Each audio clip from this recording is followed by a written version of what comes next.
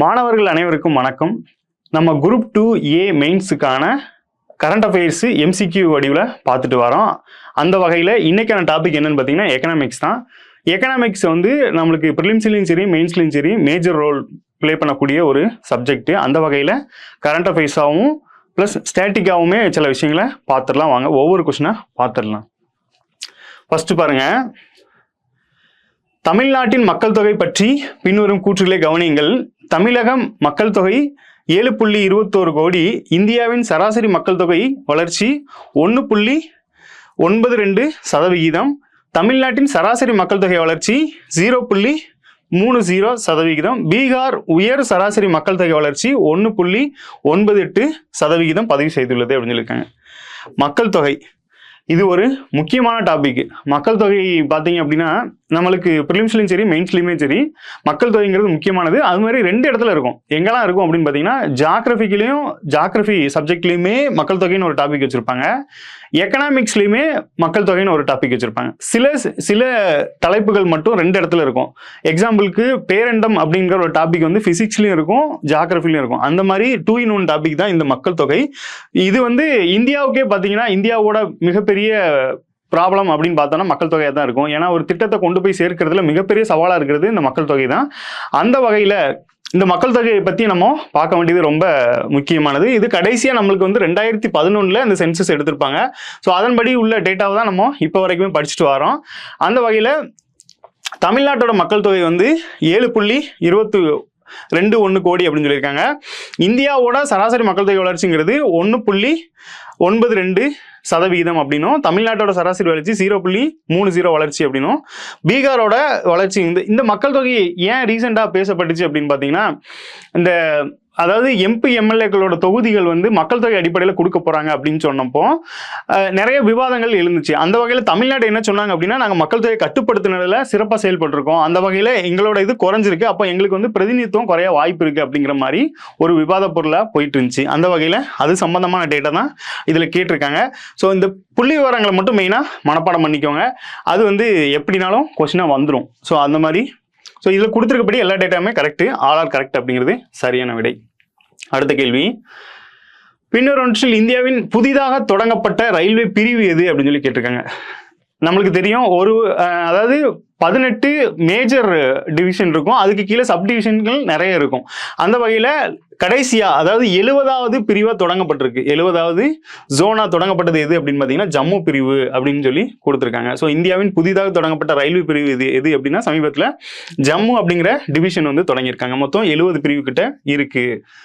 அடுத்ததா பாருங்க, த ஜெட்மோர் சுரங்கப்பாதை எவற்றை இணைக்கும் அப்படின்னு சொல்லி கொடுத்துருக்காங்க. காஷ்மீர், லடாக் நமக்கு தெரியும். ஆர்டிகல் 370 அப்புறமா இதோட வளர்ச்சி அப்படிங்கிறது நல்லாவே இருக்கு அப்படின்னு சொல்லியிருக்காங்க. ஸோ அந்த வகையில் இந்த காஷ்மீர் லடாக்குக்கு இடையில ஜெட்மோர் அப்படிங்கிற சுரங்கப்பாதை வந்து இணைக்கும் விதமாக இருக்கு. இது எங்க அப்படின்னா இந்த ஜம்மு காஷ்மீர்ல தான் இருக்கு அப்படிங்கிறது குறிப்பிடத்தக்கது. இது சமீபத்தில் தான் பிரைம் மினிஸ்டர் அவர்கள் திறந்து வச்சிருப்பாங்க. ஸோ இது வந்து ஜெட்மோர் அப்படிங்கிற சுரங்கப்பாதை. அடுத்ததா பாருங்க, மத்திய அரசின் நேரடி வரி பகிர்வு அதிகம் உள்ள மாநிலம் எது அப்படின்னு சொல்லி கொடுத்துருக்காங்க. Which state has the highest direct tax distribution from central government அப்படின்னு சொல்லி. இது வந்து வருஷத்துக்கு வருஷம் மாறும். ஸோ எப்படி அப்படின்னு பார்த்தீங்கன்னா, இந்த வருஷ பட்ஜெட்டில் ஒரு ஸ்டேட்டுக்கு வந்து பிரித்து கொடுத்துருப்பாங்க, அடுத்த வருஷ பட்ஜெட்டில் அது மாற வாய்ப்பு இருக்கு. ஸோ அதன்படி இப்போ தற்போது பார்த்துருப்பீங்க, இந்த NDA அலைன்ஸ் வச்சதுக்கு அப்புறமாட்டியே அந்த பீகாருக்கு வந்து நிதி ஒதுக்கியிருக்காங்க அப்படிங்கிறது சர்ச்சையாக இருந்துச்சு.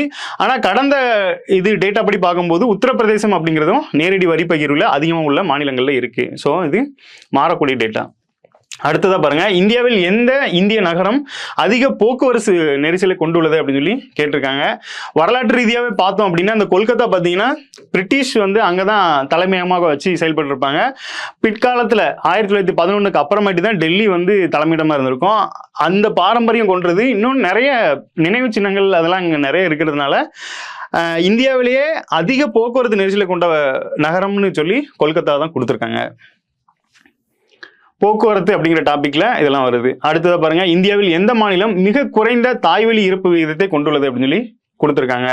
தாய்வழி இறப்பு அப்படின்னு பார்த்தீங்கன்னா ஒரு 1000 குழந்தை பிறக்குது அப்படின்னா அதில் அந்த தாய்மார்கள் வந்து இறந்து போகிறதுக்கு அதிக வாய்ப்புகள் இருக்குது. ஸோ அந்த மாதிரி இருக்கும்போது அதை வந்து இந்தியாவிலேயே எந்த மாநிலம் குறைச்சிருக்காங்க அப்படின்னு பார்த்தீங்கன்னா கேரளா. ஸோ எஜுகேஷன்லேயும் இவங்க நம்பர் 1ல இருக்காங்க. ஸோ விழிப்புணர்வோடு இருக்காங்க அப்படிங்கிற மாதிரி நம்ம தெரிஞ்சுக்கலாம். அடுத்ததாக பாருங்க, ஒரு நாளில் ஒருவர் எவ்வளவு வேலை செய்கிறார் என்ற உழைப்பு நாள் அளவில் முதலிடம் வகிக்கும் மாநிலம் எது அப்படின்னு சொல்லி கேட்டிருக்காங்க. இப்போ எடுத்துக்காட்டுக்கு நம்மளுக்கு வந்து பேசிக்காக பார்த்தீங்கன்னா 8 மணி நேரம் ஒர்க் இருக்கும், 12 மணி நேரம் ஒர்க் இருக்கும். ஸோ நிறைய பேர் ஃபுல் டைமாக ஷிஃப்ட் கணக்கிலலாம் ஒர்க் பண்ணுவாங்க. அந்த வகையில் ஒரு நாளில் ஒரு ஆள் எவ்வளவு வேலை செய்கிறாரு அப்படின்னு பார்க்கும்போது எந்த ஸ்டேட்டில் வந்து அதிகமாக வேலை செய்கிறாங்க அப்படின்னா தமிழ்நாட்டில் தான் அதிகமாக வேலை செய்கிறாங்க. ஸோ மேன் பவர்னு பார்க்கும்போது தமிழ்நாட்டில் ஒர்க் ஹவர்ஸ் வந்து அதிகமாக இருக்குது அப்படின்னு சொல்லி சொல்லப்படுது. அடுத்ததாக பாருங்கள், தொழில் முனைவோரின் எண்ணிக்கையில் தமிழ்நாடு முதலிடத்தில் உள்ளது. இந்தியாவில் மொத்த உள்நாட்டு உற்பத்தியில் 9.19% பங்களிப்பில் 2வது இடத்தில் உள்ளது. தமிழ்நாடு MSMEயின் மூலம் அதிக வேலைவாய்ப்பை உருவாக்குகிறது அப்படின்னு சொல்லி கேட்டிருக்காங்க. தொழில் முனைவோர், அந்த தொழில் எப்படி சொல்ல, தொழில் முனைவோர்கள் அப்புறம் வந்து தொழில் முதலீடு மாநாடுலாம் நடத்தி நிறைய இன்வெஸ்ட்மெண்ட் எல்லாம் பெற்றுட்டு வராங்க. தமிழ்நாட்டிலுமே பார்த்தீங்கன்னா இந்த காப்புரிமை பெற்ற லிஸ்ட்லையுமே நம்ம தான் இந்தியாவிலேயே தமிழ்நாடு வந்து முன்மாதிரியாக இருக்குது. அந்த வகையில் பாருங்கள், தொழில் முனைவோரின் எண்ணிக்கையில் தமிழ்நாடு முதலிடத்தில் இருக்கான், ஆண்டர்பிரனர்னு சொல்லுவாங்க. ஸோ அந்த லிஸ்ட்லையுமே தமிழ்நாடு முதலிடத்தில் இருக்குது. அப்புறம் இந்தியாவின் மொத்த உள்நாட்டு உற்பத்தியில் 9.19% பங்களிப்பில் இந்தியா 2வது இடத்துல உள்ளது அப்படின்னு சொல்லியிருக்காங்க. அது மாதிரி இந்த கடந்த 10 வருடங்களே பார்த்தீங்கன்னா சமீபத்தில் வந்து ஒரு 9.69% வளர்ச்சி பெற்று வந்து முன்னணியில் இருக்காங்க அப்படின்னு சொல்லி தற்போதைய அரசு வந்து ஒரு புள்ளிவிவரம் கொடுத்துருந்தாங்க. ஸோ இது ஒரு இம்பார்ட்டன்ட் டேட்டா, இதையும் நோட் பண்ணிக்கோங்க. அந்த வகையில் தான் இந்த மொத்த உள்நாட்டு உற்பத்தியில் 9.19% வந்து இடம்பெற்று 2வது இடத்துல இருக்காங்க. அடுத்து MSMEக்களின் மூலம் அதிக வேலைவாய்ப்பை உருவாக்கிறது அப்படின்னு சொல்லி கொடுத்துருக்காங்க. இது சிறு குறு நடுத்தர அப்படின்னு ஒரு நிறுவனம் இருக்கும். அந்த லிஸ்ட்லையுமே பார்த்தீங்கன்னா தமிழ்நாடு வந்து அதிக வேலைவாய்ப்பை உருவாக்கியிருக்காங்க. ஸோ அனைத்தும் சரிதான். இதில் புள்ளி விவரம்னு பார்த்தீங்கன்னா இந்த 9.9. இப்போ நம்மளுக்கு என்ன ஒரு இதுனா, ஒன்று கான்செப்டாக படிப்போம், இல்லை ஃபேக்சுவலாக படிப்போம். கான்செப்ட் அப்படிங்கிறது நம்மளுக்கு மறக்காது, ஏன்னா ஒரு கதை வடிவில் படிச்சிருவோம், இல்லை ஏதோ ஒன்று ஞாபகம் வச்சு படிச்சிருவோம். ஆனால் இந்த புள்ளி விவரம் ஃபேக்ட்ஸ் அப்படின்னு பார்க்கும்போது இந்த புள்ளி விவரங்கள் மறக்கிறதுக்கு அதிகபட்ச வாய்ப்பு இருக்கு. அதை ஏதாவது லிங்க் பண்ணி படிச்சிருங்க, இல்ல ஃபேன்சி டேட், ஃபேன்சி நம்பர் அந்த மாதிரி வச்சு ரவுண்ட் வேல்யூவானாலும் படிச்சு வச்சுக்கோங்க. நெக்ஸ்ட் பாருங்க, பின்வரும் கூற்றுகளை கவனியுங்கள். வளைகுடா ஒத்துழைப்பு கவுன்சில் என்பது 1981 நிறுவப்பட்ட 6 நாடுகளின் குழுவாகும். இதோட செயலகம் வந்து அபுதாபியில் இருக்கு அப்படின்னு சொல்லியிருக்காங்க. இதோட செயலகம் வந்து அபுதாபியில் இல்லை, இது எங்க இருக்கு அப்படின்னு பார்த்தீங்கன்னா ரியாத் அப்படிங்கிற இடம் சவுதி அரேபியால இருக்கு. சரிங்களா? ஸோ அப்போ ஃபர்ஸ்ட் ஒன் மட்டும் தான் சரி, ஒன்று மட்டும் சரி அப்படிங்கிறது. வளைகுடா ஒத்துழைப்பு கவுன்சில் என்பது 1981 நிறுவப்பட்ட 6 நாடுகளின் குழுவாகும். இதோட ஹெட் குவார்ட்டர்ஸ் வந்து ரியாத் சவுதி அரேபியால இருக்கு. அடுத்ததா பாருங்க, தங்க மசாலா என்று அழைக்கப்படும் மசாலா எது அப்படின்னு சொல்லி கேட்டிருக்காங்க. Which spices is called the golden spice அப்படின்னு சொல்லி கேட்டிருக்காங்க. எதுனா மஞ்சள். சமீபத்தில் பார்த்தீங்கன்னா மஞ்சள் வாரியம்னு ஒன்று அமைச்சிருக்காங்க. இந்த மஞ்சளோட இந்த ப்ரொடெக்ஷனை வந்து 2 மடங்கு ஆக்குறதுக்கு நோக்கமாக கொண்டு மஞ்சள் வாரியம்னு ஒன்று ஹைதராபாத் தலைமையிடமாக கொண்டு அமைச்சிருக்காங்க. ஸோ அந்த மஞ்சளை தான் என்ன சொல்லியிருக்காங்க அப்படின்னா, இது வந்து தங்க மசாலா, கோல்டன் ஸ்பைஸ் அப்படின்னு சொல்லியிருக்காங்க. ஸோ தங்க மசாலா எது அப்படின்னு பார்த்தீங்கன்னா மஞ்சள். நமக்கு நிறைய இதில் இருக்கும், ஜாகிரபிக்கில் பார்த்தீங்கன்னா இந்த மாதிரி இருக்கும், அதாவது கருப்பு தங்கம் இது, இந்த மாதிரிலாம் நிறைய கேட்டு வச்சுருப்பாங்க. ஸோ அந்த வகையில் தங்க மசாலா எது அப்படின்னு பார்த்தீங்கன்னா மஞ்சள் தான். பயணிகள் வாகன உற்பத்தி சந்தையில் இந்தியாவின் இடம் என்ன அப்படின்னு சொல்லி கேட்டிருக்காங்க. What is India's place in the passenger vehicle manufacturing market அப்படின்னு சொல்லி கேட்டிருக்காங்க. இந்தியாவில் பார்த்தீங்கன்னா 3வது இடத்துல இருக்காங்க. பயணிகள் வாகன உற்பத்தி சந்தையில் இந்தியாவில் 3வது இடத்துல. அந்த வாகனங்களை உருவாக்குறது பார்த்தீங்கன்னா சென்னை, காஞ்சிபுரம், அந்த சென்னை அந்த சைடில் இருக்கும். அதனால தான் நம்ம தென்னிந்தியாவின் டெட்ராய்டுன்னு சொல்லப்படும். அதோட அந்த பாடி கட்டுறதுன்னு சொல்லுவாங்க, அதாவது அந்த கூடுகள் மேற்கூரைகள் அமைக்கிறது வந்து கரூரில் வந்து ஃபேமஸாக இருக்கும். ஸோ இந்த மாதிரி இருக்கிறதுனால பயணிகள் வாகன உற்பத்தியில் சந்தையில் பார்த்தீங்கன்னா இந்தியாவோட இடம் 3 இருக்கு. தமிழ்நாடு வந்து அதுல சிறந்த இடம் பெறுறாங்க. அடுத்ததா பாருங்க, இந்தியாவின் கருவுறுதல் விகிதம் குறைவதற்கு பின்வரும் காரணிகளில் எது காரணம் அப்படின்னு சொல்லி கேட்டிருக்காங்க. அதிகரிக்கும் மலட்டுத்தன்மை விகிதங்கள், பெண்களுக்கு அதிகாரம் அளித்தல், இடப்பெயர்வு. இந்த காரணங்களால இந்த கருவுறுதல் விகிதம் வந்து குறைவதற்கான காரணிகளை கொடுத்துருக்காங்க. ஆமா, நிறைய உணவு பழக்கங்கள் தவறா இருக்கு அப்படின்னு சொல்லப்படுது. அடுத்து பெண்களுக்கு அதிகாரம் அளித்துங்கும் போது அவங்களுக்கு பொறுப்புன்னு கொடுக்கும்போது அவங்க வீட்டை கவனிக்க முடியாம போயிருது நிறைய. அப்புறம் இடப்பெயர்வு மைக்ரேஷனும் இதுக்கு ஒரு காரணமா சொல்லியிருக்காங்க. ஸோ 3 காரணமும் இருக்கிறதுனால அனைத்தும் சரி. அடுத்ததா பாருங்க, அமெரிக்கா பின்வருவனவற்றில் எதிலிருந்து வெளியேற உள்ளது அப்படின்னு சொல்லியிருக்காங்க. சமீபத்தில் பதவியேற்ற ட்ரம்ப் அவர்கள் வந்து நிறைய சர்ச்சைக்குள்ளான கருத்துக்களையும் நிறைய வந்து இது பண்ணிட்டு வராங்க. ஸோ அந்த வகையில் இந்த 3 நிறுவனத்தில் இருந்துமே வெளியே வர்றதா சொல்லியிருக்காங்க அப்படின்னு சொல்லி கொடுத்துருக்காங்க. எதெல்லாம் அப்படின்னு பாருங்க, WTO, WHO world trade organisation, world health organisation, Paris ஒப்பந்தம். ஸோ 3ல இருந்துமே வெளியே வராங்க. இந்த வேர்ல்டு ஹெல்த் ஆர்கனைசேஷனில் பார்த்தீங்கன்னா கொரோனா டைமில் சைனா வந்து முறைப்படி அதை அறிவிச்சிருக்க மாட்டாங்க. அப்போ வேர்ல்டு ஹெல்த் ஆர்கனைசேஷன் வந்து அவங்களுக்கு சப்போர்ட் பண்ணிட்டாங்க அப்படின்னு சொல்லி அப்பயே வந்து அதுக்கு பயங்கர எதிர்ப்பு இருந்துச்சு. ஸோ இந்த நிலைமையில் இந்த 3 நிறுவனங்களில் இருந்துமே வெளியேறதா வந்து அறிவிச்சிருக்காங்க. அடுத்ததாக பாருங்க, டெட்ரோஸ் அதோனம் பின்வரும் எந்த அமைப்பின் தலைவராக உள்ளார் அப்படின்னு சொல்லி கொடுத்துருக்காங்க. WHOவோட தலைவராக தான் இந்த டெட்ரோஸ் அதோனம் இருக்காங்க. யுனைடெட் நேஷன்ஸோட அந்த பொது சபையின் தலைவர் யார் அப்படின்னு பார்த்தீங்கன்னா ஆண்டனியோ குட்ரஸ் அப்படிங்கிறவங்க இருப்பாங்க. ஸோ இந்த நிறுவனங்கள், இதோட வருடம், அப்புறம் இதோட தலைவர்கள் முக்கியமாக ஞாபகம் வச்சுக்கணும். அடுத்து பாருங்க, தமிழ்நாட்டின் வருவாய் பற்றாக்குறை அதிகரிப்பு காரணமாக காரணிகள் யாவை அப்படின்னு சொல்லி கொடுத்துருக்காங்க. இதுக்கான காரணிகள் பாருங்க, மத்திய அரசால் வரி குறைவாக பகிர்ந்தளிக்கப்பட்டது, அடுத்து GST இழப்பீடு முடிவுக்கு வந்தது, இயற்கை பேரழிவுகளின் தாக்கம் அப்படிங்கிற மாதிரியும் சொல்லியிருக்காங்க. நம்மளுக்கு சமீபத்தில் பார்த்துருப்பீங்க, வெள்ளம் மழையெல்லாம் வந்து நிறைய மக்களுக்கு வந்து பொருள் செலவு, மனித உயிர்களும் இழப்பு நிறைய ஏற்பட்டுச்சு. GST இழப்பு வந்து முடிவுக்கு வந்ததும் ஒரு காரணமாக சொல்லியிருக்காங்க. வருவாய் பற்றாக்குறைக்கு, அதாவது அந்த இன்க்ரீசிங் ரெவென்யூ டிஃபிசியட்னு சொல்லியிருக்காங்க. ஸோ வருவாய் பற்றாக்குறைக்கு அதிகரிப்பதற்கான காரணமான 3 காரணிகள்னு சொல்லி வரிகள் குறைவாக பரிந்தளிக்கப்பட்டது, அடுத்து GST இழப்பீடு, அப்புறம் இயற்கை பேரழிவு 3மே தான் காரணம்னு சொல்லியிருக்காங்க. அடுத்ததாக பாருங்க, டேஸ் ரிலேட்டடாக என்ன சொல்லியிருக்காங்க அப்படின்னா, பின்வரும் கூற்றுகளை கவனிங்கள். தேசிய வாக்காளர் தினம் ஜனவரி 25. பீகாரில் அதிக எண்ணிக்கையிலான 100 வயது வாக்காளர்கள் உள்ளனர் அப்படின்னு சொல்லி கொடுத்துருக்காங்க. வாக்காளர் தினம் பார்த்தோம் அப்படின்னா, அந்த 1950 இந்த தேசிய வாக்காளர் தினம் வந்து 1950 ஜனவரி 25 மையமாக வச்சு செயல்பட்டு இருக்கு. ஸோ இதை வந்து 2011 இருந்து நம்ம செலிப்ரேட் பண்ணிட்டு வரோம். இந்த வாக்காளர் தினம் பார்த்தீங்க அப்படின்னா ஒரு வாட்டியுமே ஒரு தீம் மையக்கருவை வச்சு செயல்படும். இந்த வருஷத்துக்கான தீம் என்ன சொல்லியிருக்காங்க அப்படின்னா, மை ஓட் மை ரைட்ஸ் அப்படிங்கிற மாதிரி சொல்லியிருக்காங்க. ஸோ ஜனவரி 25 தேசிய வாக்காளர் தினம். பீகாரில் அதிக எண்ணிக்கையிலான 100 வயது வாக்காளர்கள். சமீபத்தில் தான் பார்த்தீங்கன்னா இந்த முதல் ஓட்டு போட்ட ஒரு மனிதர் வந்து இறந்து போனார். அவர் 105 வயசு வரைக்குமே இருந்திருப்பாரு. ஸோ அந்த மாதிரி 100 வயசுக்கு மேலே எங்கே அதிகமாக இருக்காங்க அப்படின்னு சொல்லியிருக்காங்க, பீகாரில் வந்து அதிகமாக இருக்காங்க.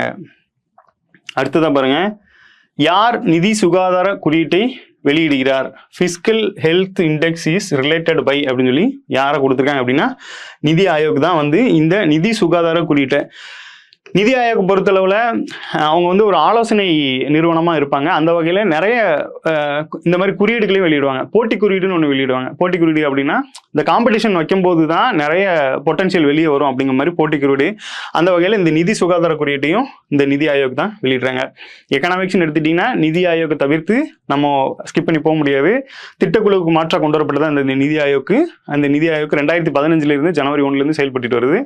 இந்த வகையில் இந்த நிதி சுகாதார குறியீட்டு அப்படிங்கிறதையும் அவங்க தான் வெளியிடுறாங்க. அடுத்து பாருங்க, ASER கணக்கெடுப்பு பற்றி பின்வரும் கூற்றுகளை கவனிங்கள்.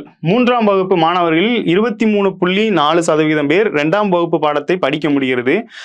5ஆம் வகுப்பு மாணவர்கள் 44.8% பேர் 2ஆம் வகுப்பு பாடத்தை படிக்க முடியாது அப்படின்னு சொல்லி ஒரு இதை கொடுத்துருக்காங்க, ஒரு ஸ்டேட்மெண்ட்டு. இது என்ன பிரச்சனை அப்படின்னு பார்த்தீங்கன்னா, சமீபத்தில் நம்ம பசங்க வந்து கிளாஸ் மாறி, அதாவது பாஸ் பண்ணி போயிடுறாங்க. ஆனால் அவங்களுக்கு உண்மையிலேயே அந்த நாலேஜ் லிட்ரஸி இருக்கா அப்படின்னு பார்த்தோன்னா நிறைய பேருக்கு இருக்கிறது இல்லை. ஸோ அந்த வகையில் தான் அவங்கள வந்து இப்போ 5ஆம் கிளாஸ் மாணவனுக்கு 2ஆம் கிளாஸ் புக்கை கொடுத்து அவனால் படிக்க முடியுதா அப்படின்னு பார்த்தோன்னா, ஸோ அவங்களால அதில் 23% பேர் தான் படிக்க முடியுது அப்படிங்கிற ஒரு அறிவிப்பை இந்த ASER அப்படிங்கிற கணக்கெடுப்பை வந்து வெளியிட்டிருக்காங்க. ஸோ இது வந்து நாளடைவில் இது மாற்றம் அடையணும். ஏன்னா நல்ல இப்போ ஒருத்தவங்க வந்து படிச்சிருக்காங்க, டிகிரி படிச்சிருக்காங்க அப்படின்னா அதுக்கு தகுந்தாப்புல அவங்கள்ட்ட வந்து அந்த நாலேஜ் இருக்கா அப்படிங்கிறத செக் பண்ணுறதுக்காக ஸோ சின்ன கிளாஸ்ல இருந்தே அதை கொண்டு வரது ரொம்பவே நல்லது. ஸோ அது சம்பந்தமான 2 டேட்டா தான் கொடுத்துருக்காங்க, ரெண்டுமே சரிதான். அடுத்ததை பாருங்க, இந்தியாவின் கிராம பொருளாதாரத்தின் தந்தை என அறியப்படுபவர் யார் அப்படின்னு சொல்லி கேட்டிருக்காங்க. ஜேசி குமரப்பா அப்படிங்கிறவங்க தான் இந்தியாவின் கிராம பொருளாதாரத்தின் தந்தை அப்படின்னு சொல்லி அழைக்கப்படுறாங்க. இவங்க பொருளாதாரத்துல முக்கியமான பெர்சன். இவங்களோட இதுவுமே நிறைய ஏற்றுக்கொள்ளப்பட்டிருக்கும், கருத்துக்கள் வந்து ஏற்றுக்கொள்ளப்பட்டிருக்கும். நமக்கு எக்கனாமிக்ஸ் புக்லேயே இவங்க சம்பந்தமா நிறைய டேட்டா கொடுத்துருக்காங்க. ஸோ நெக்ஸ்ட் பாருங்க, இந்தியாவின் டிஜிட்டல் பொருளாதாரம் எந்த ஆண்டுக்குள் தேசிய வருமானத்தில் 20% பங்களிப்பை இலக்காக கொண்டுள்ளது அப்படின்னு சொல்லி கொடுத்துருக்காங்க. 2029-30 ஒரு குறிப்பிட்ட வருடங்கள்ல வந்து முக்கியமா இருக்கும். எதெல்லாம் அப்படின்னு பார்த்தீங்கன்னா, நம்ம முடிஞ்ச 2025 இருந்துச்சு, அடுத்து 2030, அடுத்து 2047. இந்த வருடங்களெல்லாம் இலக்கா கொண்டு நிறைய வச்சு செயல்பட்டுருப்பாங்க. அந்த வகையில் இது முடிஞ்சு போச்சு, அதனால இது விட்டுருங்க. அடுத்து 30, 47 இந்த மாதிரி 30 அப்படிங்கிறது இந்த மாதிரி இருக்கும். ஷார்ட் டைமா ஒரு கோலை அச்சீவ் பண்றதுக்கு இந்த 30 இலக்கா வச்சு செயல்பட்டு இருப்போம். லாங் டைம் அந்த விக்ஷித் பாரத், அப்புறம் வந்து வளர்ந்த இந்தியா, இந்த மாதிரி கான்செப்டுக்கு வந்து 2047 இலக்கா கொண்டு செயல்பட்டு இருப்பாங்க. அந்த வகையில் என்ன சொல்லியிருக்காங்க அப்படின்னா, டிஜிட்டல் பொருளாதாரம் எந்த ஆண்டுக்குள் தேசிய வருமானத்தில் 20% பங்களிப்பை இலக்காக கொண்டுள்ளது அப்படின்னு சொல்லி கேட்டிருக்காங்க. 2029-30 அப்படிங்கிறது சரியான விடை. இது இந்த மாதிரி இயர் கொடுக்குறாங்க அப்படின்னா, இந்த ஃபினான்சியல் இயர், அகாடமிக் இயர்னு சொல்லுவாங்க. அந்த மாதிரி இதெல்லாம் இப்படி தான் கொடுக்க முடியும். ஏன் அப்படின்னா, அந்த ஏப்ரல் 1 மார்ச் 31 வரைக்குமே இந்த ஃபினான்சியல் இருக்கும். அந்த வகையில் தான் இந்த 29 to 30 அப்படின்னு சொல்லி கொடுத்துருக்காங்க.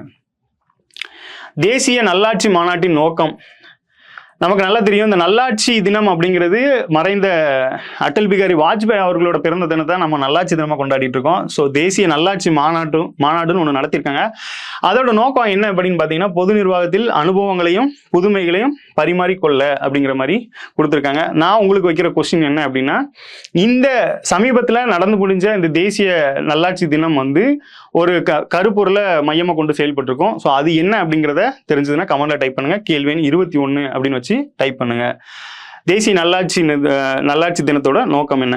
ஸோ இதுல வந்து மாநாட்டோட நோக்கம் என்னன்னு சொல்லி கேட்டிருக்காங்க. To exchange experience and innovations in public administration அப்படின்னு சொல்லி கொடுத்துருக்காங்க. நிர்வாகம் சார்ந்து தான் இருக்கும்.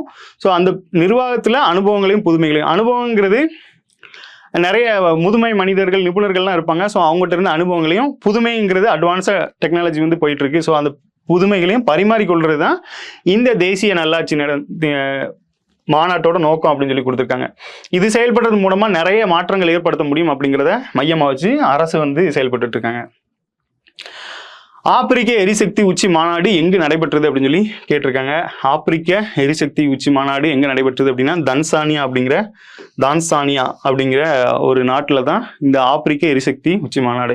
எரிசக்தி அப்படிங்கிறது ஒரு முக்கியமான துறை.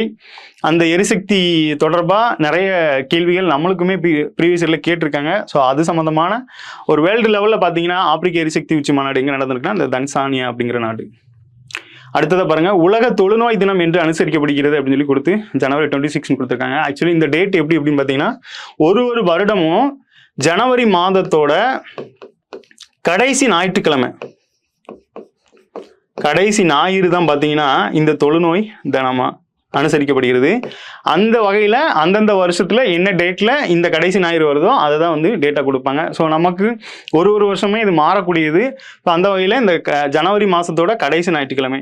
நமக்கு ப்ரீவியஸ் இயர்ல பார்த்தீங்கன்னா இந்த கடைசி ஞாயிறுனாலே நம்மளுக்கு என்ன ஞாபகம் வரும் அப்படின்னு பார்த்தீங்கன்னா, பிரதமர் அவர்கள் வந்து மான் கி பாத், அந்த மனதின் குரல் அப்படிங்கிற ஒரு நிகழ்ச்சியை ஒரு மாதமும் இந்த கடைசி ஞாயிற்றுக்கிழமையில வந்து மக்களோட தொடர்பு கொண்டு பேசிட்டு இருக்காங்க. ஸோ அந்த வகையில் அதான் ஒரு கொஸ்டின்ல கேட்டு வச்சிருக்காங்க. எப்படி கேட்டிருக்காங்க அப்படின்னா, போன 2025 ஜனவரி மாசத்துல பார்த்தீங்கன்னா இந்த ஜனவரி 26 வந்து அந்த ஞாயிற்றுக்கிழமை வந்திருக்கும். ஸோ அந்த ஞாயிற்றுக்கிழமை அவங்க வந்து இந்த குடியரசு தினத்தில் பங்கேற்கணும் அப்படிங்கிறதுக்காக அதுக்கு முந்தைய ஞாயிற்றுக்கிழமையான 19 ஜனவரியில வந்து அந்த நிகழ்ச்சி நடந்திருக்கும். அந்த டேட்டாவை வந்து நம்ம அப்டேஷனாக இருக்குமா அப்படிங்கிறத ஒரு ப்ரீவியஸ் இயர் கொஸ்டின்ல கேட்டிருக்காங்க. ஸோ சமீபத்தில் பார்க்க முடிஞ்சிச்சு. ஸோ அந்த மாதிரிலாம் கேட்குறாங்க அப்படிங்கிறது தான் நான் உங்களுக்கு எக்ஸாம்பிளாக சொல்கிறேன். ஸோ அது மாதிரி பார்த்துக்கோங்க. கடைசி ஞாயிற்றுக்கிழமை அப்படிங்கிறது தான் இந்த தொழுநோய் தினம் அனுசரிக்கப்படுகிறது. அடுத்து, உடலின் நோய் எதிர்ப்பு சக்தி நரம்புகளை தாக்கும் நிலை பின்வருவனவற்றில் எது அப்படிங்கிற மாதிரி. Which of the following is a condition in which the body's immune system attacks the nerve. இதுன்னு கொடுத்துருக்காங்க. என்ன அப்படின்னா, குயிலன் மற்றும் பாரே நோய்க்குறி அப்படிங்கிறது. குயிலன் மற்றும் பாரே சிண்ட்ரோம் அப்படிங்கிறது தான் உடலின் நோய் எதிர்ப்பு சக்தி நரம்புகளை தாக்கும் நிலையில் பின்வருவனவற்றில் எது அப்படின்னு சொல்லி, நரம்புகளை தாக்குமா இந்த நோய் வந்து. அடுத்து பாருங்க, காப்பீட்டுத் துறையில் அனுமதிக்கப்பட்ட அந்நிய நேரடி முதலீடு எவ்வளவு அப்படின்னு சொல்லி கேட்டிருக்காங்க. ஸோ 100% அப்படிங்கிறது. இதெல்லாம் பார்த்தீங்கன்னா வெளிநாடுகளில் இந்த மாதிரி 100% இருக்கும். அதே மாதிரி பாலிசியை இப்போ இந்தியாவுக்குள்ளேயும் கொண்டு வந்திருக்காங்க. இந்தியா வந்து எப்படி இருக்கும் அப்படின்னு பார்த்தீங்கன்னா, இந்தியாவோட பங்கு 51%, மற்ற நாடுகளோட பங்கு 49. அந்த 51 அப்படிங்கிறது தான் அதிகபட்சமா இருக்கும்போது ஸோ இவங்களோட தாக்கம் அதிகமாக இருக்கும். இப்போ எப்படி அப்படின்னு பார்த்தீங்கன்னா 100% இது கொண்டு வந்துக்கலாம் அப்படிங்கிற மாதிரி மத்திய அரசு வந்து இது பண்ணியிருக்காங்க. ஸோ அதை தான் கொஸ்டினை கேட்டிருக்காங்க. 100% அலோவ் பண்ணிட்டாங்க. அடுத்து பாருங்க, நமக்கு ப்ரீவியஸ்ல ஒன்று கேட்டது, கிசான் கிரெடிட் கார்டு கடன் வரம்பு 3 லட்சத்திலிருந்து எத்தனை லட்சமாக அதிகரிக்கப்பட்டுள்ளது அப்படின்னு சொல்லி கேட்டிருக்காங்க. முன்னாடி வந்து 3 லட்சம் இருக்கும். இது நம்ம ஸ்கூல் புக் டேட்டால இருக்கும். இப்போ சமீபத்தில் 5 லட்சமா அதிகரிச்சிருக்காங்க. இந்த கிசான் கிரெடிட் கார்டு KCCன்னு சொல்லுவாங்க. இது 11th ஸ்கூல் புக்லேயே இருக்கும். இது வந்து எப்போ வந்திருக்கும் அப்படின்னு பார்த்தீங்கன்னா 1998 காலகட்டத்தில் இந்த கார்டை கொண்டு வந்திருப்பாங்க. இது வந்து விவசாயிகளுக்கான ஒரு பயன்படக்கூடிய ஒரு கார்டு. இது வந்து ஆல்ரெடி 3 லட்சம் இருந்ததை இப்போ 5 லட்சமா மாற்றிருக்காங்க. இந்த கிசான் கார்டு எந்த வருஷம் வந்ததுங்கிறதே ப்ரீவியஸ் இயர்ல ஒரு கொஸ்டினை கேட்டிருக்காங்க. அப்புறம் வந்து பாருங்க, குறு தொழில், இந்த தொழில்களோட அவங்களுக்கு கொடுக்கப்படுற அந்த முதலீடு கடன் வருவாய் அப்படிங்கிற மாதிரி தான் கொடுத்துருக்காங்க. குறு தொழிலுக்கு எவ்வளோ அப்படின்னு பார்த்தீங்கன்னா 2.5 கோடியிலிருந்து 10 கோடி வரைக்கும் கொடுப்பாங்க. வருவாய் இருந்தால் அது பேர் குறு தொழில் அப்படிங்கிற மாதிரி கொடுப்பாங்க. அடுத்து சிறு தொழில் அப்படிங்கிறது 25 கோடி டு 100 கோடி அப்படிங்கிறது. அடுத்ததான் நடுத்தர தொழில் அப்படிங்கிறது 125 கோடி டு 500 கோடி அப்படிங்கிறது. குரூப் 1ல ஒரு கொஸ்டின் கேட்டிருந்தாங்க. என்ன அப்படின்னு பார்த்தீங்கன்னா, அந்த தமிழ்நாட்டோட அந்த சிப்காட் இதுல வந்து இருக்கக்கூடிய தொழில்களோட எந்த கேட்டகரியில இருக்கும் அப்படிங்கிற மாதிரி ஒரு கொஸ்டின் கேட்டிருந்தாங்க. அந்த வகையில தான் இதை பாருங்க, இந்த அளவுக்குள்ள இருந்தா இந்த மாதிரி தொழில்கள் அப்படின்னு சொல்லி இவங்க ஒரு வரைமுறை வச்சிருக்காங்க. அதாவது 2.5 கோடியிலிருந்து 10 கோடிக்குள்ள இருந்தா அதை குறு தொழில்னும். ஏன்னா இந்த தொழிலுக்கு ஏத்தாப்புல அதுக்கான வரிகள் மாறும், அதற்கான அந்த சலுகைகள் வந்து மாறக்கூடியதுனால அந்த அளவுக்குள்ள வச்சிருக்காங்க. ஸோ 25 கோடியிலிருந்து இப்போ எல்லாத்தையுமே ஜிஎஸ்டிக்குள்ள கொண்டு வந்துட்டாங்க. ஸோ அனைத்தும் சரி. 125 கோடியிலேருந்து 500 கோடிக்குள்ள உள்ள தொழில்கள் வந்து நடுத்தர தொழில்கள். இந்த நடுத்தர தொழில்கள் தான் அந்த கொஸ்டின்ல கேட்கப்பட்ட ஒரு ஏரியா. இந்த சிப்காட்லாம் பார்த்தீங்கன்னா இந்த நடுத்தர தொழில்கள் தான் இருக்கும். அடுத்து பாருங்க, 2025 பட்ஜெட் பற்றி பின்வரும் கூற்றுகளை கவனியுங்கள். எக்கனாமிக்ஸ்னாலே நமக்கு 2 விஷயம் முக்கியம். ஒன்று வந்து தமிழ்நாட்டை பொறுத்தளவில் ஸ்டேட்டோட பட்ஜெட்டு, அடுத்து வந்து எக்கனாமிக் சர்வேன்னு சமீபத்தில் ஒன்று வெளியிட்டிருக்காங்க. ஸோ ரெண்டுமே முக்கியமானது. இது போக சென்ட்ரல் பட்ஜெட்டுமே இதில் நிறைய கொஸ்டின்ஸ் இருக்கு. 2025 பட்ஜெட் பற்றி பின்வரும் கூற்றுகளை கவனியுங்கள். குறைந்த பயிர் உற்பத்தி கொண்ட 100 மாவட்டங்களில் பிரதம மந்திரி தன்தானிய கிருஷி யோஜனா செயல்படுத்தப்படும். ஜல்ஜீவன் மிஷன் 2028 வரை நீடிக்கப்பட்டுள்ளது அப்படின்னு சொல்லி 2 இதை கொடுத்துருக்காங்க. இந்த 100 மாவட்டங்கள் அப்படிங்கிறது இதுக்கு முன்னாடி எதில் இது பண்ணியிருப்பாங்க அப்படின்னா, அந்த ஸ்மார்ட் சிட்டின்னு ஒரு பிளான் இருக்கும் 2015. இந்த ஸ்மார்ட் சிட்டிலையுமே இதே மாதிரி தான் 100 மாவட்டங்களை முதற்கட்டமாக எடுத்து அதை மறுசீரமைப்பு பண்ணுவாங்க. அதே மாதிரி தான் இந்த குறைந்த உற்பத்தி திறன் கொண்ட 100 மாவட்டங்களில் இந்த தன்தானிய கிருஷி யோஜனா அப்படிங்கிற இதை வந்து முதல் கட்டமாக இந்த 100 மாவட்டங்களை செயல்படுத்துறாங்க அப்படின்னு சொல்லி கொடுத்துருக்காங்க. அடுத்து வந்து ஜல்ஜீவன் வந்து சமீபத்தில் அவங்க வந்து பார்த்தீங்கன்னா 2019 இது ஆரம்பிச்சிருப்பாங்க. 19 ஆரம்பிச்சு 2024-25 வந்து இலக்கா கொண்டு செயல்பட்டுருப்பாங்க. ஸோ சமீபத்தில் என்ன பண்ணியிருக்காங்க அப்படின்னா, இந்த மிஷனை 2028 வரைக்கும் இதை வந்து எக்ஸ்டெண்ட் பண்ணியிருக்காங்க, நீட்டிப்பு பண்ணியிருக்காங்க. ஸோ நீட்டிப்பு பண்ணது, அப்புறம் வந்து அது முதல்ல எப்போ தொடங்கினது, இதெல்லாம் முக்கியமான வருடங்கள். ஸோ அதை பார்த்து வச்சுக்கோங்க. ஜல்ஜீவன் ஒரு முக்கியமான மிஷன். அடுத்து பாருங்க, மணற்கேணி செயலியின் நோக்கம் என்ன அப்படின்னு சொல்லி கேட்டிருக்காங்க. டிஜிட்டல் கல்வியை வளர்ப்பது தான் மணற்கேணி. தமிழ்நாடு அரசு வந்து மணற்கேணி அப்படிங்கிற ஒரு செயலியை அறிமுகப்படுத்தியிருக்காங்க. அதோட நோக்கம் என்ன அப்படின்னா, டிஜிட்டல் கல்வியை மாணவர்களுக்கு புகுத்துறது தான் அதோட நோக்கம். நமக்கு திருக்குறள்லேயே இருக்கும் மணற்கேணி அப்படிங்கிற வார்த்தைகள்லாம் இருக்கும். ஸோ இந்த நீர் எப்படி ஊறுதோ அது மாதிரி அறிவும் ஊறணும் அப்படிங்கிற நோக்கத்தோட அந்த குறள் இருக்கும். அதே மாதிரி தான் இந்த மணற்கேணி செயலியும் நம்ம பயன்படுத்துறது மூலமாக டிஜிட்டல் கல்வியை நம்மளால இது பண்ணிக்கிற முடியும் அப்படிங்கிறது தான். அடுத்ததை பாருங்க, அமெரிக்க சீனா வர்த்தக போரால் இந்தியாவில் யார் பயன்பெறுவார்கள் அப்படின்னு சொல்லி கேட்டிருக்காங்க. அவங்க 2 பேருக்குள்ள நடக்கிற சண்டைனால இந்தியாவோட எக்ஸ்போர்ட்டர்ஸ். ஏன் அப்படின்னா, இவங்களுக்குள்ள அந்த கோல்டு வார் அப்படின்னு சொல்லி சொல்லுவாங்க. கோல்டு வார் அப்படின்னா பனிப்போர் அப்படிங்கிற மாதிரி சொல்லுவாங்க. ஏன்னா அதாவது நேரடியாக சண்டை போட்டுக்கிட மாட்டாங்க, ஆனால் மறைமுகமாக நீ பெரியாளா நான் பெரியாளா அப்படிங்கிற மாதிரி ஒரு இது போயிட்டு இருக்கோம். அதனால யாருக்கு லாபம் அப்படின்னு பார்த்தீங்கன்னா ஏற்றுமதியாளர், இந்தியாவோட ஏற்றுமதியாளர், அதாவது இந்தியாவில் யார் பயன்படுறாங்க இந்தியாவோட ஏற்றுமதி. ஏன் அப்படின்னா இவங்க 2 பேரும் சண்டை போடும் போது இவங்க 2 பேருமே யார் டிபெண்ட் பண்ணியிருக்காங்கன்னா இந்தியாவை டிபெண்ட் பண்ணியிருக்காங்க. ஸோ அதனால இந்தியாவோட ஏற்றுமதியாளர்கள் வந்து பயன்பெறுவார்கள் அப்படின்னு சொல்லியிருக்காங்க. ட்ரேடு தான் முதல்ல அடி வாங்கும், இவங்க போடுற இந்த பிரச்சனையில ட்ரேடு தான் முதல்ல அடி வாங்க அப்படிங்கிறதுனால இந்தியாவோட ஏற்றுமதியாளர்கள் பயன்பெறுவார்கள் அப்படின்னு சொல்றாங்க. வடிவேலோட காமெடியில் கூட இருக்கும், சிலர் எடுக்கிற முடிவு நமக்கு சாதகமாக தான் இருக்குது அப்படிங்கிற மாதிரி இவங்க 2 பேரும் போடுற சண்டையினால இந்தியாவோட எக்ஸ்போர்ட்டர் வந்து பயன்பெறுறாங்க.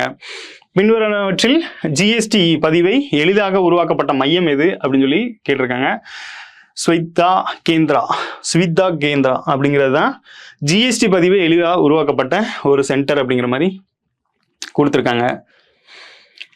ஜிஎஸ்டி நமக்கு நல்லாவே தெரியும், 2017 வந்திருக்கும். அதை சம்மந்தமாக நிறைய கேள்விகள் கேட்டாங்க. அதோட அப்டேஷன் சமீபத்தில் வந்துட்டு இருக்கு. சமீபத்திலலாம் பார்த்தீங்கன்னா அது வந்து ஒரு மந்த்துக்கு எவ்வளவு ரெவன்யூ கொடுத்துட்டு இருக்கு, அதிகபட்சம் எவ்வளோ கொடுத்துருக்கு, ஒரு வருஷத்துக்கு எவ்வளோ கொடுக்குது, இந்த மாதிரிலாம் கேட்க ஆரம்பிச்சிட்டாங்க. சென்ட்ரல் பட்ஜெட்லேயே பார்த்தீங்கன்னா அதிக தொகை வந்து இந்த ஜிஎஸ்டி இதில் இருந்தால் வந்துட்டு இருக்கு. ஸோ அந்த வகையில் சமீபத்தில் பார்த்தீங்கன்னா இதோட ரிஜிஸ்ட்ரேஷன் எளிதாக்குறதுக்காக ஒரு சென்டர் ஒன்று உருவாக்கியிருக்காங்க. அதுக்கு பேர் தான் இந்த சுவிதா கேந்திரா அப்படிங்கிறது. இந்த கேந்திரா அப்படிங்கிற வேர்டை பார்த்துருக்கீங்கன்னா அந்த நிறைய மத்திய அரசோட இதில் அந்த கேந்திரா அப்படிங்கிறத நம்ம பார்க்க முடியும். ஸோ அந்த வகையில் சுவிதா கேந்திரா அப்படிங்கிறது எதோட தொடர்புடையது அப்படின்னா ஜிஎஸ்டி பதிவை எளிதாக்குறதுக்காக தொடர்புடையது. மத்திய பட்ஜெட்டில் அறிவிக்கப்பட்ட மக்கானா வாரியம் எங்கு அமைய உள்ளது அப்படின்னு சொல்லி கேட்டிருக்காங்க. மக்கானா போர்டு வந்து எங்கே அப்படின்னா பீகார் மாநிலத்தில் தான் அமைய இருக்கு. லாஸ்ட்டாக இருந்த பட்ஜெட்டில் ஆந்திர பிரதேஷ்க்கும் பீகாருக்கும் வந்து தொகை வந்து அதிகமாக கொடுக்கப்பட்டிருக்கு அப்படின்னு சொல்லி போயிட்டு இருந்தது. ஸோ அந்த வகையில் இந்த மத்திய பட்ஜெட்டில் இந்த மக்கானா வாரியத்துக்கும் அறிவிக்கப்பட்டிருக்கு. அது எங்கே அமையுது அப்படின்னா இந்த பீகாரில் தான் அமைய இருக்கு. அடுத்து பாருங்க, மத்திய அரசாங்கம் ஜல்ஜீவன் திட்டத்தை எந்த ஆண்டு வரை நீட்டித்துள்ளது அப்படின்னு சொல்லி கேட்டிருக்காங்க. லாஸ்ட்டாக பார்த்த கொஸ்டின் தான், ஸோ ரிப்பீட் வந்திருக்கு. இந்த centre has extend Jal Jeevan mission till அப்படின்னு சொல்லி கேட்டிருக்காங்க. சமீபத்தில் தான் அறிவிக்கப்பட்டது, 2028 வரைக்குமே அதை நீட்டிச்சிருக்காங்க. ஜல்ஜீவனோட நோக்கம் தெரியும், அதாவது ஒரு திட்டம்னு எடுத்துக்கிட்டிங்கன்னா மெயினாக அதோட வருஷம் எப்போ தொடங்கப்பட்டது, எதற்காக தொடங்கப்பட்டது அப்படிங்கிற மாதிரி. ஸோ இது 2019 தொடங்கியிருப்பாங்க. இதோட நோக்கம் என்னன்னா வீட்டுக்கு வீடு குடிநீர் குழாய்களை கொடுக்கணும் அப்படிங்கிறத நோக்கமாக தான் கொண்டு செயல்பட்டு இருக்கு. அந்த வகையில் இதோட திட்டம் குறுகிய இலக்கை வச்சிருந்தாங்க, இப்போ சமீபத்தில் எக்ஸ்டெண்ட் பண்ணியிருக்காங்க, 2028 வரைக்குமே அதை எக்ஸ்டெண்ட் பண்ணியிருக்காங்க. அடுத்து பாருங்க, விக்சித் பாரத் ஆண்டிற்குள் எத்தனை டாலர் பொருளாதாரத்தை அடைய இந்தியா நோக்கமாக கொண்டுள்ளது. இந்த விக்சித் பாரத் அப்படிங்கிறது 2047, அதாவது வளர்ந்த இந்தியா அப்படிங்கிற ஒரு இலக்கை கொண்டு செயல்பட்டு இருக்கு. இந்த இலக்கு வந்து பார்த்தீங்கன்னா 35 ட்ரில்லியன் டாலர் பொருளாதாரத்தை இலக்காக கொண்டு செயல்பட்டு இருக்கு அப்படிங்கிற ஒரு புள்ளி விவரத்தை கொடுத்துருக்காங்க.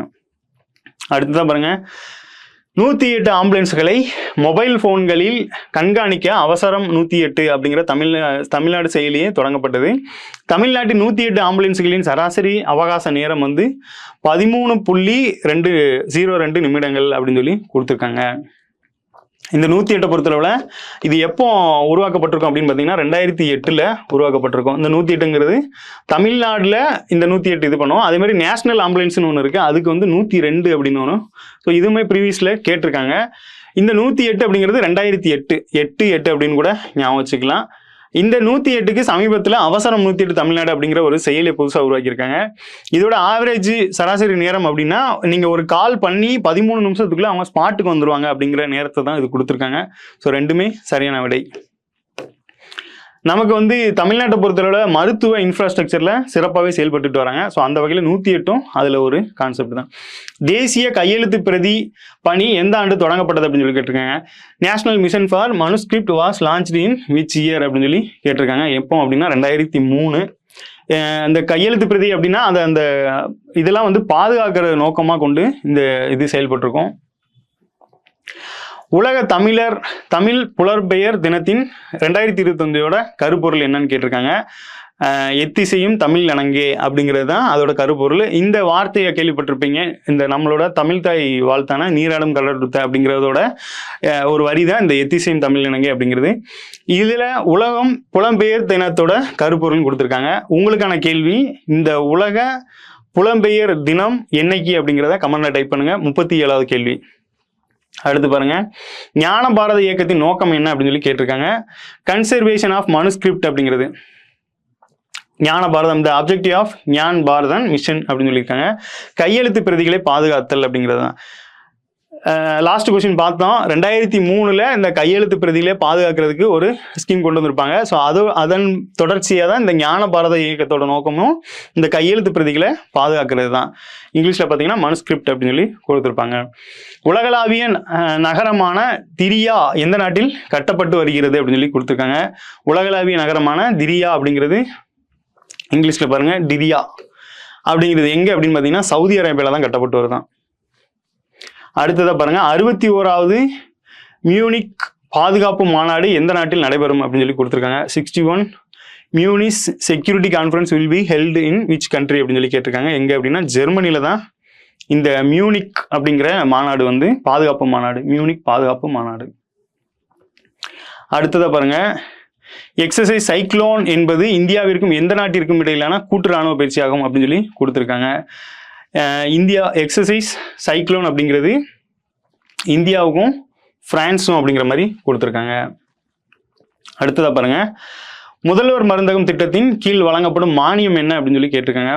சமீபத்தில் தான் இந்த முதல்வர் மருந்தகங்கள் திறந்திருப்பாங்க. முதற்கட்டமாக 1000 மருந்தகங்களை திறந்திருப்பாங்க.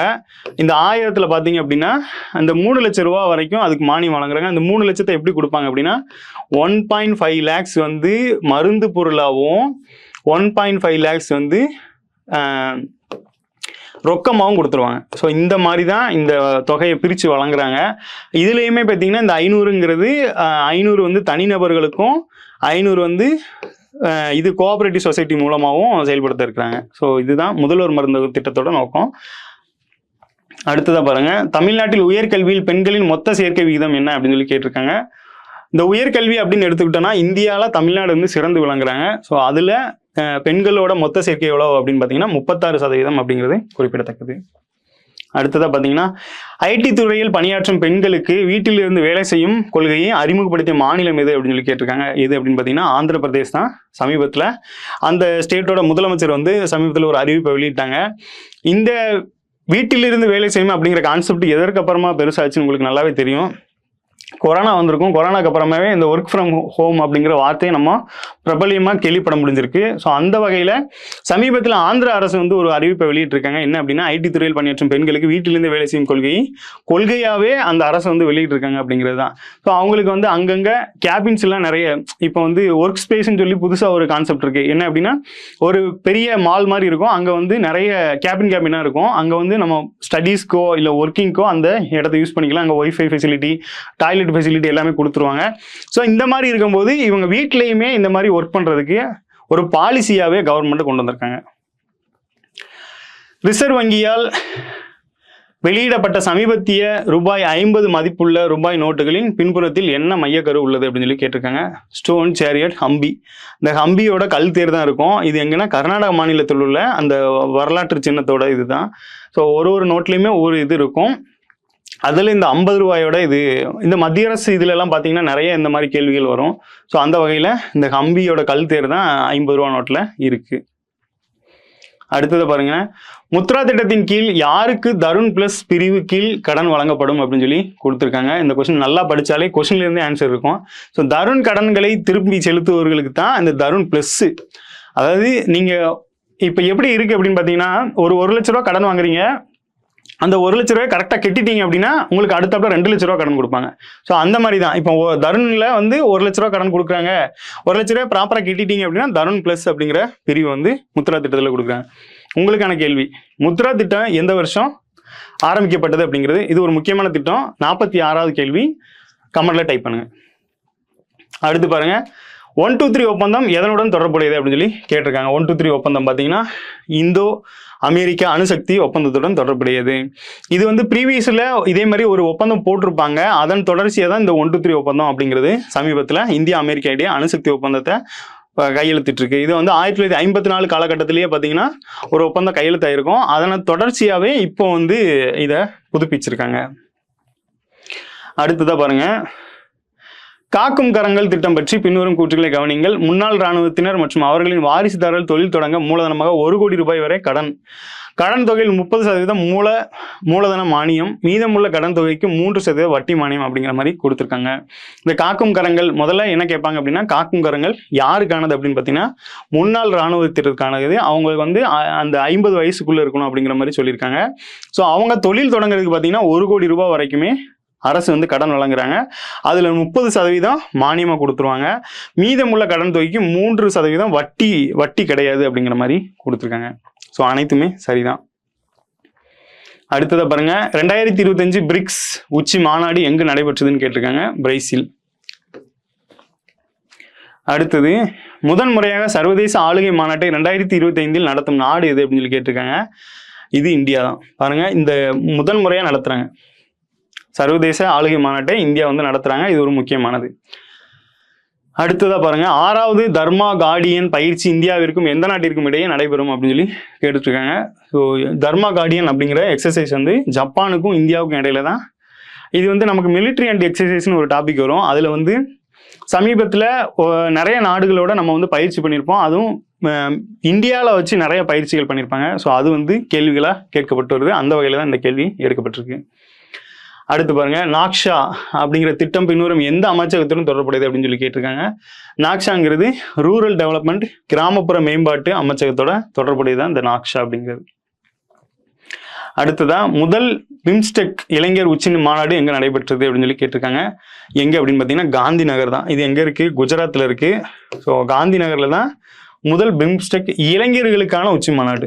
பிம்ஸ்டெக்குங்கிறது நார்மலாக நடக்கக்கூடிய ஒரு மாநாடு. அதில் இளைஞர்களுக்கான உச்சி மாநாடு இந்தியா தான் ஃபர்ஸ்ட் டைமாக நடத்தியிருக்காங்க, காந்தி நகரில், குஜராத் மாநிலத்தில்.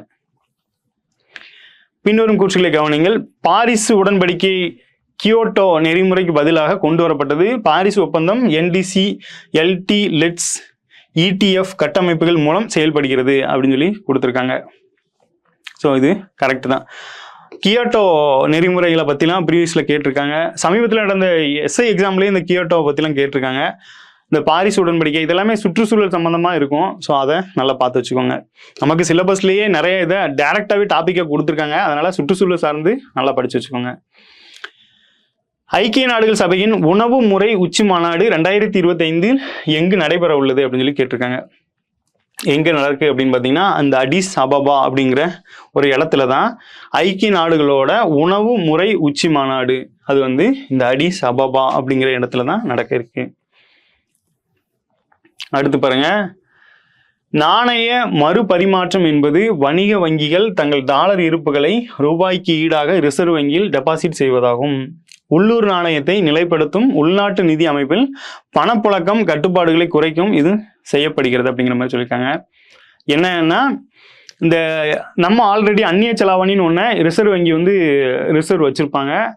அதே மாதிரி இந்த வணிக வங்கிகள் வந்து தங்கள் டாலர் இருப்புகளை ரூபாய்க்கு ஈடாக ரிசர்வ் வங்கியில் டெபாசிட் பண்ணுறது தான் இந்த நாணய பரிமாற்றம் அப்படின்னு சொல்கிறாங்க. இங்கிலீஷில் பாருங்கள், கரன்சி ஸ்வாம் அப்படிங்கிறது. வணிக வங்கிகள் மற்ற வங்கிகள் வந்து இந்த ரிசர்வ் பேங்க்ல டாலர்களை இருப்பா வைக்கிறது பேர் தான் இந்த நாணய மறுபரிமாற்றம் அப்படிங்கிறது. உள்ளூர் நாணயத்தை நிலைப்படுத்தவும் உள்நாட்டு நிதி அமைப்பில் பணப்புழக்கத்தை கட்டுப்பாடுகளை குறைக்கவும் இது செய்யப்படுகிறது அப்படின்னு சொல்லி கொடுத்துருக்காங்க. ஸோ நிலைப்படுத்த உள்நாட்டு நிதி அமைப்பில் பணப்புழக்கத்தை கட்டுப்படுத்தவும் இது செய்யப்படுகிறது. நமக்கு நீங்கள் டெய்லி நியூஸ் பேப்பர் பார்த்தீங்கன்னா தெரியும், அந்நிய செலாவணி கையிருப்பு அப்படின்னு சொல்லி அறிவிச்சிட்டு வருவாங்க. சமீபத்தில் பார்த்தீங்கன்னா 60,000 கோடியிலிருந்து அந்த 60,000 கோடி டாலர்ல இருந்து 70,000 கோடி டாலர் வரைக்கும் இப்போ இருப்பு வச்சுட்டு இருக்காங்க. சமீபத்தில் தங்கத்தோட விலை கூடுறது காரணமும் ரிசர்வ் பேங்க் வந்து தங்கத்தை இருப்பு வைக்கிறதுனால அதோட விலையும் கூட்டிட்டு போகுது. ஏன் அப்படின்னா வேர்ல்டு ட்ரேடு வந்து எதை பேஸ் பண்ணிருந்துச்சுன்னா டாலரை பேஸ் பண்ணிருந்துச்சு. இப்போ டாலர் மேலே உள்ள நம்பகத்தன்மை காரணமாக இப்போ என்ன ஆகுதுன்னா தங்கத்தோட இதில் வந்து இன்வெஸ்ட்மெண்ட்டை அதிகமாக பண்ணுறாங்க. அதனால தங்கத்தோட விலை கூட்டிட்டு போகுது. இந்தியாவின் முதல் தனியார் தங்க சுரங்கம் எங்கு அமைய உள்ளது அப்படின்னு சொல்லி கேட்டிருக்காங்க. இந்த கர்னூல் அப்படிங்கிற மாவட்டத்தில் தான். ஸோ இது வந்து ஆந்திரா ஒட்டி இருக்கும். கர்னூல் அப்படிங்கிறது தான் முதல் தனியார் தங்க சுரங்கம் அமைய உள்ளது. நமக்கு KGF தெரியும், கோலார் தங்க சுரங்கம் அப்படிங்கிறது. அந்த வகையில் அது வந்து அரசு கையில் இருக்குது. ஸோ முதல் தனியார் தங்க சுரங்கம் வந்து எங்கன்னா இந்த கர்னூல் மாவட்டத்தில் தான் இருக்குது. அடுத்ததை பாருங்க, G20 வெளியுறவு அமைச்சர்கள் கூட்டம் எந்த நகரத்தில் நடைபெற்றது அப்படின்னு சொல்லி கேட்டிருக்காங்க. எங்கே அப்படின்னா ஜோகன்ஸ்பர்க். அதாவது இந்த G20 அமைப்பு G7 அமைப்புலாம் நார்மலாக ஒரு இது நடக்கும். அதில் அந்த நாட்டோட அதிபர்கள் பிரதமர்கள்லாம் கலந்து கொள்வாங்க. ஆனால் வெளியுறவு அமைச்சர்கள் அப்புறம் வந்து சபாநாயகர்கள் இவங்களுக்கு எல்லாமே தனியாக ஒரு கூட்டம் நடத்துவாங்க. அந்த கூட்டம் எங்கே நடந்திருக்கு அப்படின்னு பார்த்தீங்கன்னா இந்த ஜோகன்ஸ்பர்க்கில் உள்ள சவுத் ஆப்பிரிக்காவில் உள்ள ஜோகன்ஸ்பர்க் தான் நடந்திருக்கு. அடுத்ததாக சமீபத்திய கணக்கெடுப்பின்படி இந்தியாவில் எந்த மாநிலத்தில் அதிக எண்ணிக்கையிலான கழுகுகள் உள்ளன அப்படின்னு சொல்லி கேட்டிருக்காங்க. எங்கே அப்படின்னு பார்த்தீங்கன்னா மத்திய பிரதேசம். மத்திய பிரதேசம் பார்த்தீங்கன்னா ஆல்ரெடி புலிகள், சிறுத்தைகள் இது எல்லாமே அங்கே தான் அதிகமாக இருக்குது. அந்த வகையில் இப்போ கழுகுகளோட எண்ணிக்கையும் அங்கே தான் இருக்குது. லாஸ்ட்டாக நடந்த குடியரசு தினத்திலே பார்த்தீங்கன்னா அந்த கழுகுகளை வச்சுலாம் ஒரு இது பண்ணியிருப்பாங்க. ஸோ கழுகை கையில் வச்சு அதை பழக்கப்படுத்திலாம் பெரேடில் காமிச்சிருப்பாங்க. அந்த வகையில் இந்த கழுகுகளோட எண்ணிக்கை எங்கே இருக்குது அப்படின்னா மத்திய பிரதேசத்தில். ஃப்ரீட்ரிக் மெர்ஸ் எந்த நாட்டின் பிரதமராக நியமிக்கப்பட்டுள்ளார் அப்படின்னு சொல்லி கேட்டிருக்காங்க. சமீபத்தில் இந்த ஃப்ரெட்ரிக் மெர்ஸ் அப்படிங்கிறவர் எந்த நாட்டோட அதிபர் அப்படின்னு பார்த்தீங்கன்னா ஜெர்மனியோட அதிபராக நியமிக்கப்பட்டிருக்காங்க. சில நாட்டில் பார்த்தீங்க அப்படின்னா நம்ம இந்தியாவை பொறுத்தளவில் பிரதமர் குடியரசுத் தலைவர் அப்படின்னு இருக்கும். சில நாடுகளில் அதிபர் பிரதமர் அப்படிங்கிற மாதிரி இருக்கும். ஸோ அந்த வகையில் ஜெர்மனியோட பிரதமராக இந்த ஃப்ரீட்ரிக் மெர்ஸ் அப்படிங்கிறவர் நியமிக்கப்பட்டிருக்காரு. அமெரிக்காவில் குடியேறுபவர்களுக்கு கோல்டு கார்டு திட்டம் எவ்வளவு பணம் கொடுத்து வாங்க முடியும் அப்படிங்கிற மாதிரி கொடுத்துருக்காங்க. ஸோ 5 மில்லியன் அப்படிங்கிறது 1 மில்லியன் அப்படிங்கிறதே நமக்கு 10 லட்ச ரூபாய் கிட்ட வரும். ஸோ 5 மில்லியன் தொகை கொடுத்து தான் அவங்க இந்த கோல்டு கார்டு திட்டத்தை பணம் கொடுத்து வாங்க முடியும் அப்படிங்கிற மாதிரி சொல்லியிருக்காங்க. இதுவும் சமீபத்தில் ட்ரம்ப் வந்து அறிமுகப்படுத்தின ஒரு இதுதான் திட்டம் தான், அதுதான் கோல்டு கார்டு திட்டம்.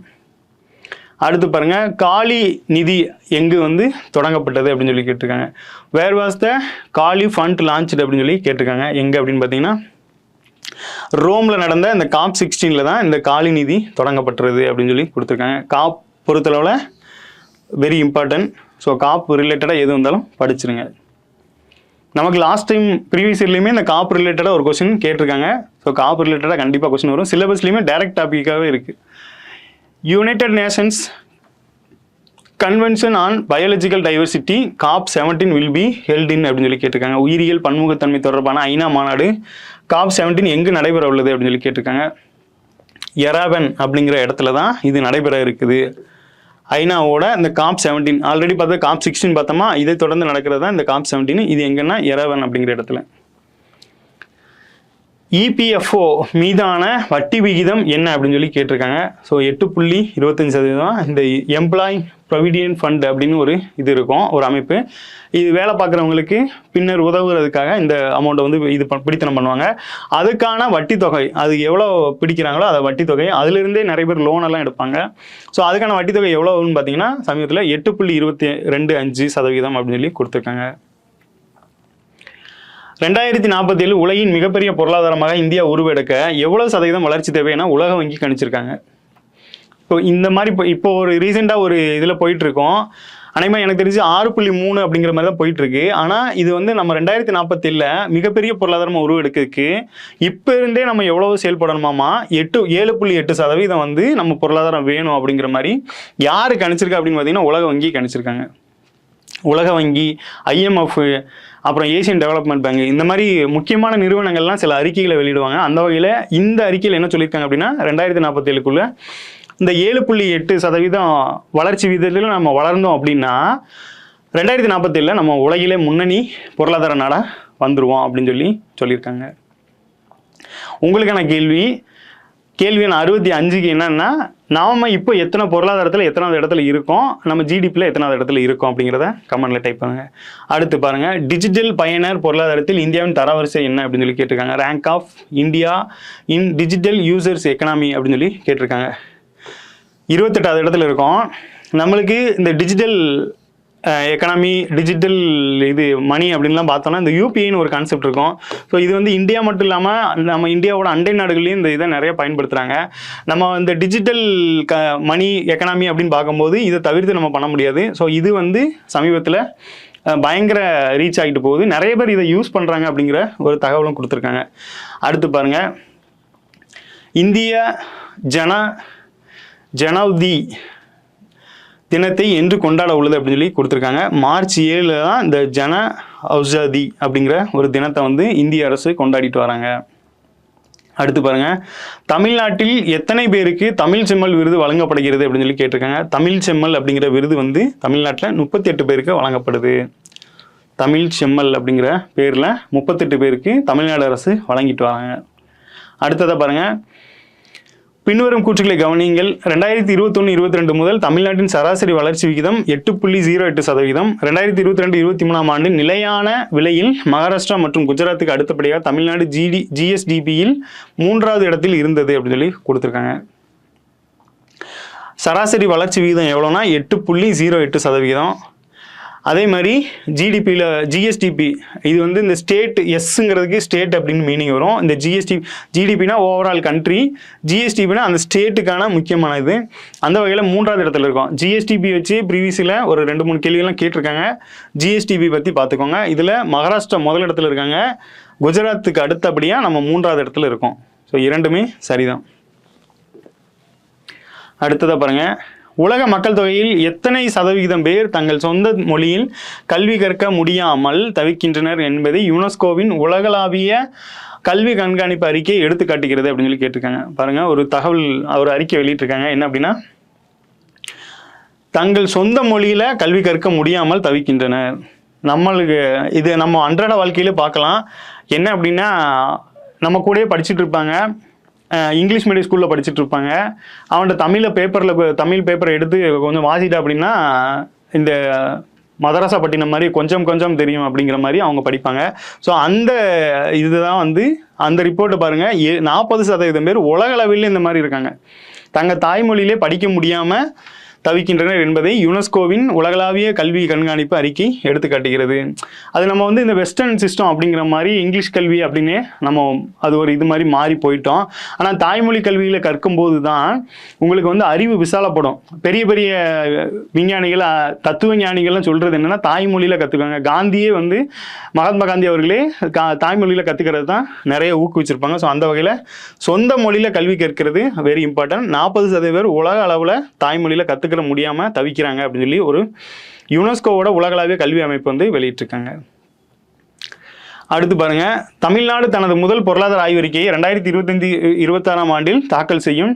மத்திய அரசு பட்ஜெட்டுக்கு முந்தைய நாள் தாக்கல் செய்யும் நடைமுறையை போல அன்றி பட்ஜெட் தாக்கல் செய்யப்படும் அதே நாளில் தாக்கல் செய்யப்படும் அப்படிங்கிற மாதிரி சொல்லியிருக்காங்க. இது கிடையாது. இது பொருளாதார ஆய்வறிக்கைங்கிறது சமீபத்தில் தான் வெளியிட்டாங்க. ஸோ 2025-26 அப்படிங்கிறது சரி. மத்திய அரசு பட்ஜெட்டுக்கு முந்தின நாள் தாக்கல் செய்யும் நடைமுறை போலன்றி இது பட்ஜெட் அந்த முந்தின நாளில் பண்ணல. இது ஒரு தனி கான்செப்டாகவே தான் பண்ணாங்க. ஸோ 2வது கூற்று தவறு, முதல் கூற்று தான் சரி. ஸோ சமீபத்தில் தான் இந்த பொருளாதார ஆய்வறிக்கை அப்படிங்கிறத வெளியிட்டாங்க. அதிலிருந்து நிறைய கொஸ்டின்ஸ் வந்து நம்மளுக்கு ரிஃப்ளெக்ட் ஆகிருக்கு.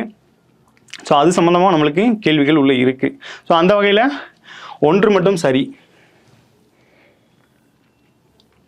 பின்வரும் கூற்றுகளை கவனிங்கள். நிதி ஆயோக்கின்படி தமிழ்நாட்டில் தான் அதிக அளவில் பெண் கடன் வாங்குபவர்கள் 44% பேர் உள்ளனர். கடந்த 5 ஆண்டுகளில் தமிழ்நாடு 10% கூட்டு வருடாந்திர வளர்ச்சி விகிதத்தை கண்டுள்ளதாக நிதி ஆயோக்கின்படி தெரிவிக்கப்பட்டுள்ளது. நம்மளுக்கு சமீபத்தில் ஒரு ரிப்போர்ட் வெளியாக இருக்கும். அதில் வந்து தமிழ்நாடு முதலிடம் அப்படிங்கிற கான்செப்டில் பெண் உழைப்பாளர்கள் அதிகமாக இருக்கிறதும் நம்ம தமிழ்நாட்டில் தான். ஸோ பெண்கள் வந்து அதிகமாக தொழில் செய்கிறதும் தமிழ்நாட்டில் தான். அந்த வகையில் பெண் கடன் வாங்குபவர்களில் 44% பேர் தமிழ்நாட்டில் இருக்காங்க அப்படிங்கிற ஒரு புள்ளிவரத்தை கொடுத்துருக்காங்க. ஸோ அவங்க சுய உதவி குழுக்கள் மூலமாகவோ தன்னிச்சையாகவோ அவங்க கடன் வாங்கி தொழில் முனைவோர்களாக ஆயிட்டு இருக்காங்க அப்படிங்கிற ஒரு விஷயத்தை தான் நிதி ஆயோக் வந்து வெளியிட்டிருக்காங்க. நிதி ஆயோக்கோட இது இந்திய லெவலில் ஒரு முக்கியமான அறிக்கை. ஸோ அந்த வகையில் 44% பேர் அப்படிங்கிற மாதிரி சொல்லியிருக்காங்க. கடந்த 5 ஆண்டுகளில் தமிழ்நாடு வந்து 10% கூட்டு வருடாந்திர வளர்ச்சி விகிதத்தை கண்டுள்ளதாக நிதி ஆயோக் சொல்லியிருக்காங்க. ஸோ ரெண்டுமே சரிதான். வேர்ல்டு லெவலில் பார்த்தீங்கன்னா யுனைடெட் நேஷன்ஸ் அவங்களோட ஒரு அறிக்கைகள்லாம் முக்கியமாக இருக்கும். முக்கியமான நிறுவனங்களோட அறிக்கைகள்லாம் முக்கியமாக இருக்கும். அந்த வகையில் இந்தியாவை பொறுத்தளவில் நிதி ஆயோக் அப்படிங்கிறது ஒரு முக்கியமான அமைப்பு. ஸோ அதோட அறிக்கை மோஸ்ட்லி கரெக்டாக தான் இருக்கும். அடுத்து பாருங்கள், ஐஆர்சிடிசி அண்டு ஐஆர்எஃப்சி ஆகியவை சமீபத்தில் 25-26வது நவரத்ன நிறுவனங்கள் மாறின. இந்த அந்தஸ்தின் முக்கிய நன்மை என்னவென்றால் நிறுவனங்கள் மத்திய அரசின் முன் ஒப்புதல் இல்லாமல் ஒரே திட்டத்தில் 1000 கோடி அல்லது அவர்களின் நிகர மதிப்பில் 15% முதலீடு செய்யலாம் அப்படிங்கிற மாதிரி கொடுத்துருக்காங்க. இந்த நிறைய நிறுவனங்களுக்கு வந்து இந்த கேட்டகரி வைஸாக பிரிச்சிருப்பாங்க. அந்த வகையில் சமீபத்தில் நம்ம ரயில்வே டிபார்ட்மெண்ட்டை பார்த்தீங்கன்னா நவரத்ன கேட்டகரியில் பிரிச்சிருக்காங்க. இதன் மூலமாக அவங்களுக்கு என்ன பெனிஃபிட்னு பார்த்தீங்கன்னா 1000 கோடி அதுக்கு அல்லது அவங்களோட நிகர மதிப்புனா அவங்களுக்குன்னு ஒரு வேல்யூ இருக்கும். இப்போ ஒரு 100 கோடிக்கு ஒரு கம்பெனி இருக்குன்னா அதுதான் அவங்களோட நெட் அமௌண்ட் அப்படிங்கிற மாதிரி. அந்த நிகர மதிப்பில் 15% வரைக்கும் முதலீடு செய்யலாம் அப்படிங்கிற மாதிரி. ஸோ இதுதான் இந்த நவரத்ன கொடுக்கறது மூலமாக அவங்களுக்கு கிடைக்கிற நன்மைகள் அப்படிங்கிற மாதிரி சொல்லியிருக்காங்க. இது சமீபத்தில் நடந்த ஒரு சம்பவம் தான். ஸோ இரண்டும் சரி. அடுத்து பாருங்க, உடல் பருமன் தினம் என்று அனுசரிக்கப்படுகிறது அப்படின்னு சொல்லியிருக்காங்க. World obesity day is observed on அப்படின்னு சொல்லி கொடுத்து March 4. உடல் பருமனை பொறுத்தளவில் சமீபத்தில் உடல் பருமன் அப்படிங்கிற அது ஒரு நோயினே சொல்கிறாங்க. ஒபிசிட்டி அப்படிங்கிறதே ஒரு நோயின்னு சொல்லப்படுது. அதாவது உடல் பருமனால் நிறைய பக்க விளைவுகள் வந்து வருது அப்படின்னு சொல்கிறாங்க. ஸோ உடலில் எடையை குறைக்கிறது, அப்புறம் உடல் பருமனால் ஏற்படக்கூடிய பிரச்சனைகள் அதை எப்படி தவிர்க்கலாம் அப்படிங்கிறது சம்மந்தமாக விழிப்புணர்வு ஏற்படுத்தும் விதமாக தான் இந்த உடல் பருமன் தினம் கொண்டாடப்படுது. ஸோ உடல் பருமன் என்னைக்கு அப்படின்னு பார்த்தீங்கன்னா March 4 கொண்டாடப்பட்டு வருது. அடுத்து பாருங்க, 2005 தேசிய கிராமப்புற சுகாதார திட்டத்தில் ஆசா பணியாளர்கள் அறிமுகப்படுத்தப்பட்டனர். இந்தியாவில் ஆசா என்றால் நம்பிக்கை என்று பொருள். 2005 WHO இயக்குனர் ஜெனரலின் உலகளாவிய சுகாதார தலைவர்கள் விருதுக்கு ஆசா பணியாளர்கள் தேர்ந்தெடுக்கப்பட்டனர். இந்த 2005 நிறைய இடத்துல நீங்க பார்க்க முடியும். என்ன கொடுத்துருப்பாங்க அப்படின்னா, தேசிய சுகாதார இயக்கம் அப்படின்னு சொல்லி போட்டுட்டு ஒரு 3 இது இருப்பாங்க. ஒரு பேரண்ட்ஸ், ஒரு ஆண், ஒரு பெண்ணு, அப்புறம் ஒரு குழந்தை. இந்த மாதிரி ஒரு இமேஜ் வந்து GH போனீங்கன்னா இருக்கும். நம்ம பொது இடங்கள்ல நிறைய இடங்கள்ல இந்த ஒரு இமேஜ் இருக்கும். இதில் தேசிய சுகாதார இயக்கம் 2005 அப்படிங்கிற இயரை மென்ஷன் பண்ணியிருப்பாங்க.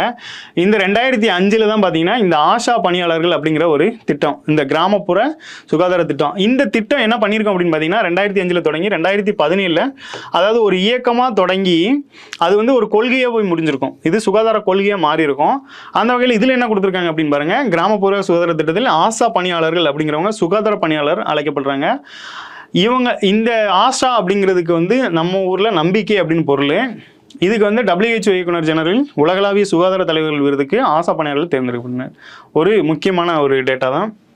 ஸோ இவங்க வந்து இந்த WHOட அந்த உலகளாவிய சுகாதார தலைவர்கள் விருதுக்கு வந்து தேர்வு செய்யப்பட்டிருக்காங்க. இதில் நம்ம முக்கியமாக பார்க்க வேண்டியது இந்த இயர் தான். இது என்ன இயர் அப்படின்னு பார்த்தீங்கன்னா தேசிய சுகாதார இயக்கத்துக்கான தொடக்க இயர் தான் இந்த 2005. அது பின்னால் 2017 ஸோ தேசிய சுகாதார கொள்கையில் போய் முடிஞ்சிருக்கும், பாலிசி அப்படின்னு.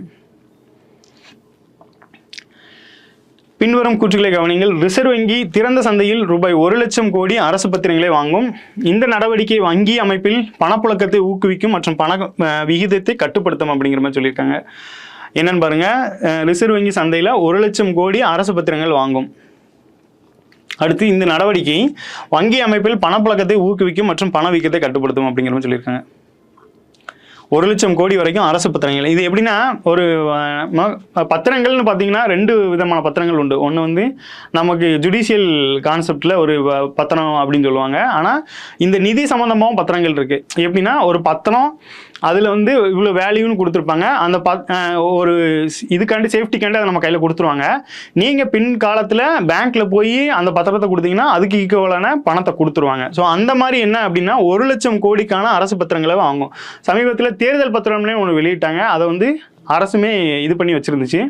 தேர்தல் பத்திரம் எப்படின்னா, வெளி நிறுவனங்களோ தனிநபர்களோ வந்து தேர்தல் இதுக்காண்டி வந்து கட்சிகளுக்கு வந்து பத்திரங்களை இந்த மாதிரி வழங்குவாங்க. இதை கொண்டு அவங்க பேங்க்ல கொடுத்து அதை பணமாக மாற்றிக்கிடுவாங்க. அந்த மாதிரி தான் இந்த இதில் ரிசர்வ் வங்கி திறந்த சந்தையில் 1 லட்சம் கோடி வரைக்குமே பார்த்தீங்கன்னா அரசு பத்திரங்களை வாங்குமா. இந்த நடவடிக்கை வந்து வங்கி அமைப்பில் பணப்புழக்கத்தை ஊக்குவிக்கும் மற்றும் பணவீக்கத்தை கட்டுப்படுத்தும் அப்படிங்கிற மாதிரி சொல்லியிருக்காங்க. ஸோ ரெண்டுமே சரிதான்.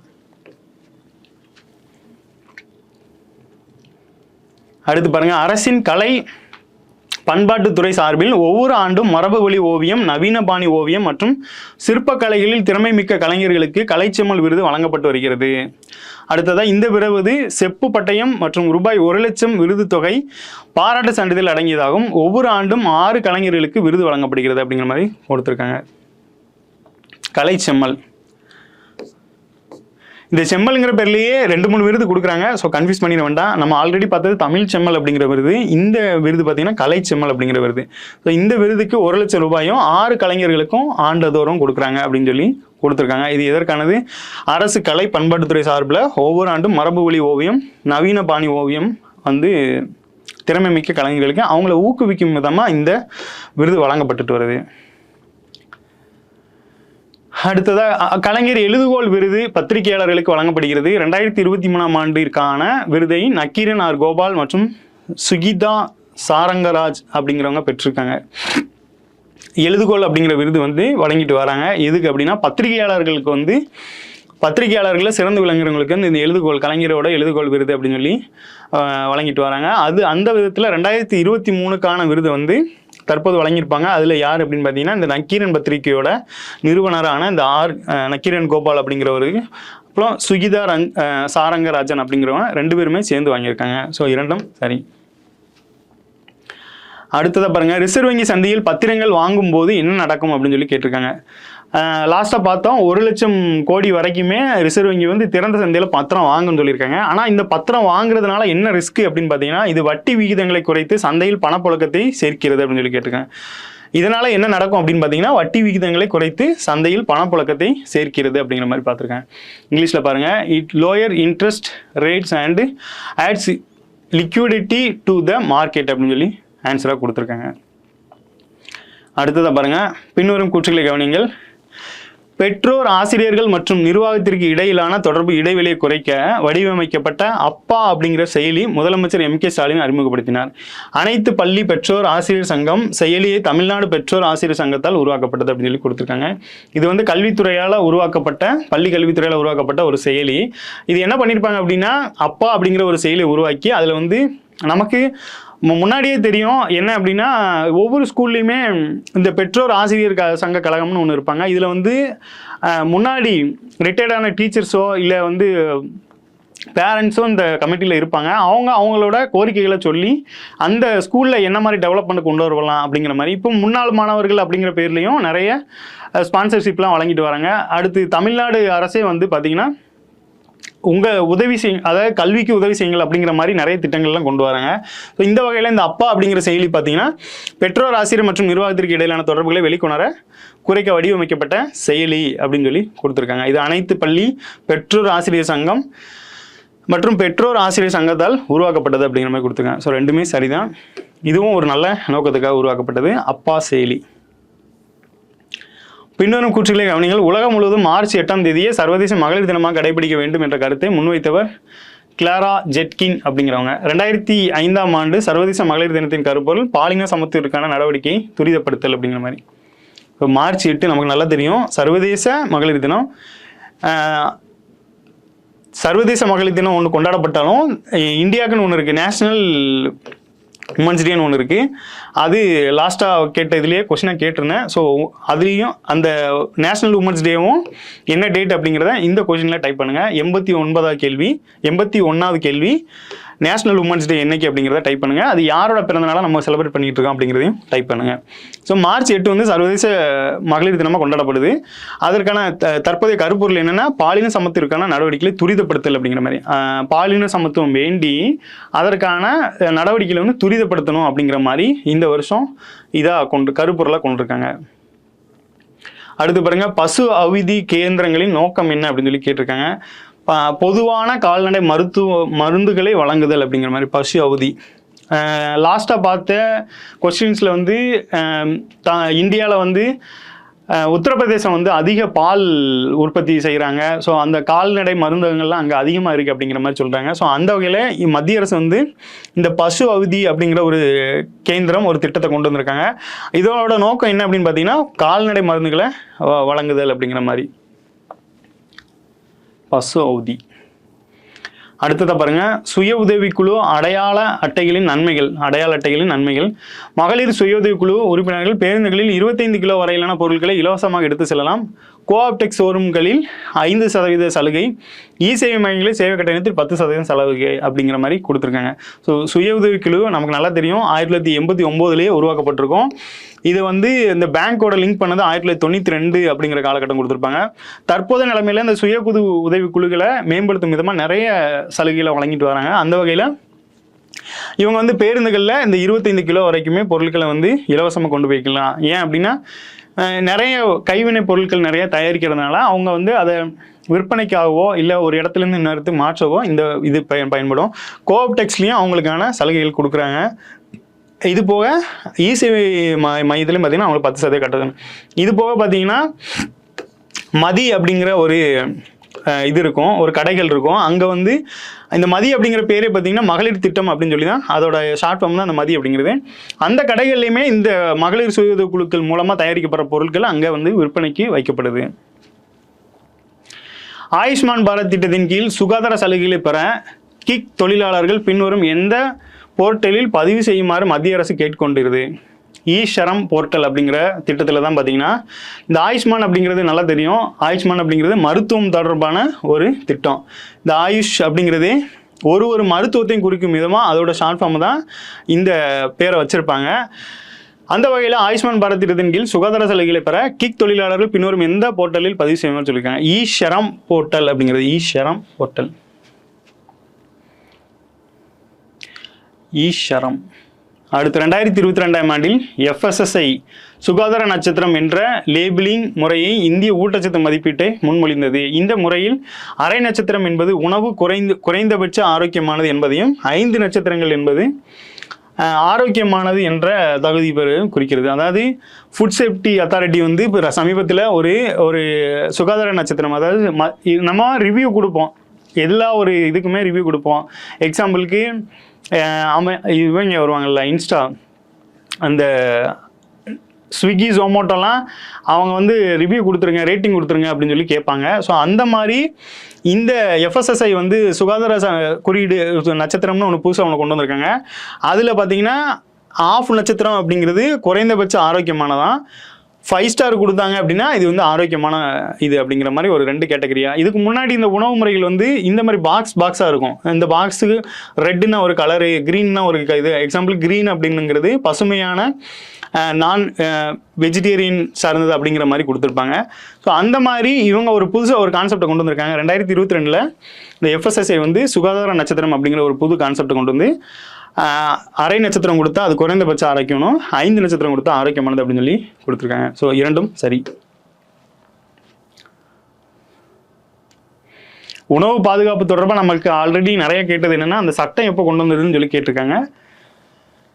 அடுத்து டிசம்பர் 7, 2024 அன்று மத்திய அரசு 100 நாள் தீவிரப்படுத்தப்பட்ட காசநோய் ஒழிப்பு பிரச்சாரத்தை தொடங்கியது.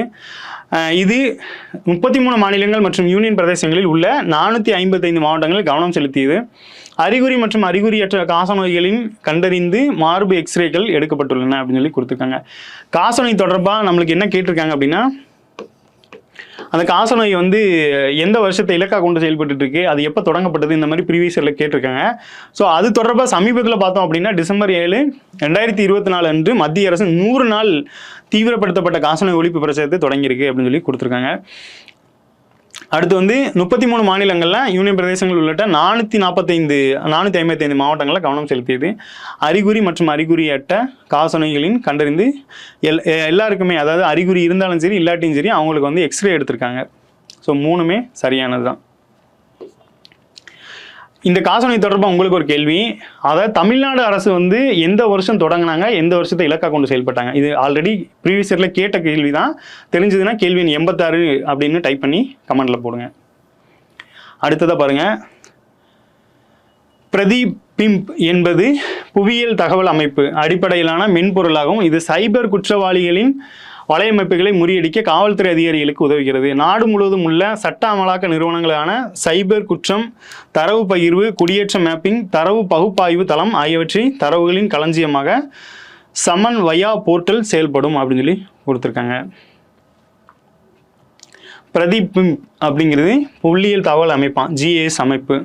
இந்த GIS அப்படிங்கிறது மென்பொருளாகும். இது சைபர் குற்றவாளிகளின் வலையமைப்புகளை முறியடிக்க காவல்துறை அதிகாரிகளுக்கு உதவுகிறது.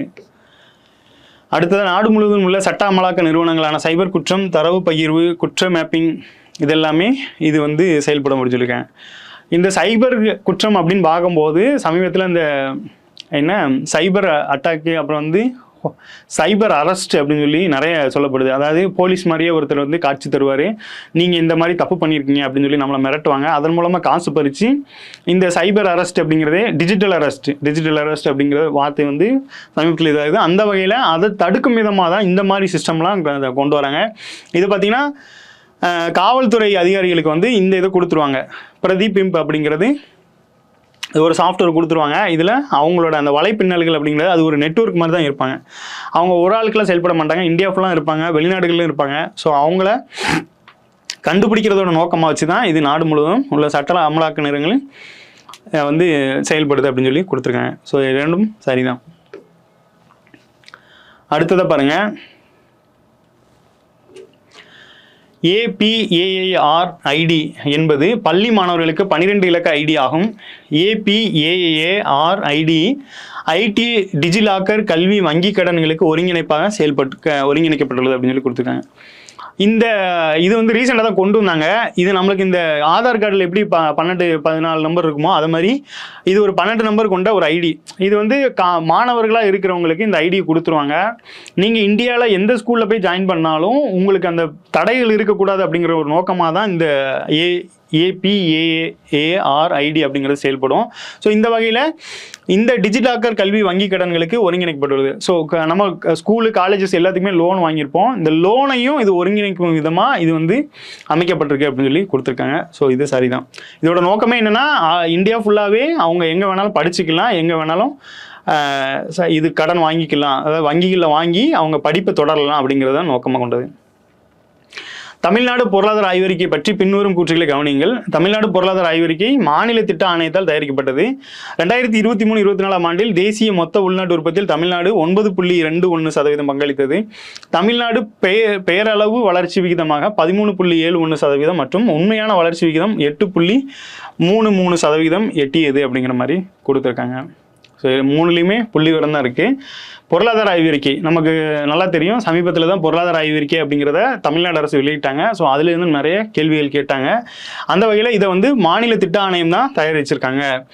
இதில் வந்து உள்நாட்டு உற்பத்தியில் தமிழ்நாடு வந்து 9.21% பங்களிச்சிருக்காங்க. இந்தியாவில் பார்த்தீங்கன்னா தேசிய மொத்த உள்நாட்டு உற்பத்தியில் தமிழ்நாடு வந்து 9.29%, அதாவது 10% அப்படிங்கிற மாதிரி கான்ட்ரிபியூட் பண்ணியிருக்காங்க. தமிழ்நாடு பெயரளவு வளர்ச்சிங்கிறது 13.71%, உண்மையான வளர்ச்சி 8.33% இருக்குது. அடுத்ததாக பாருங்கள், தமிழ்நாடு பொருளாதார ஆய்வறிக்கை பற்றி பின்வரும் கூற்றுகளை கவனியுங்கள்.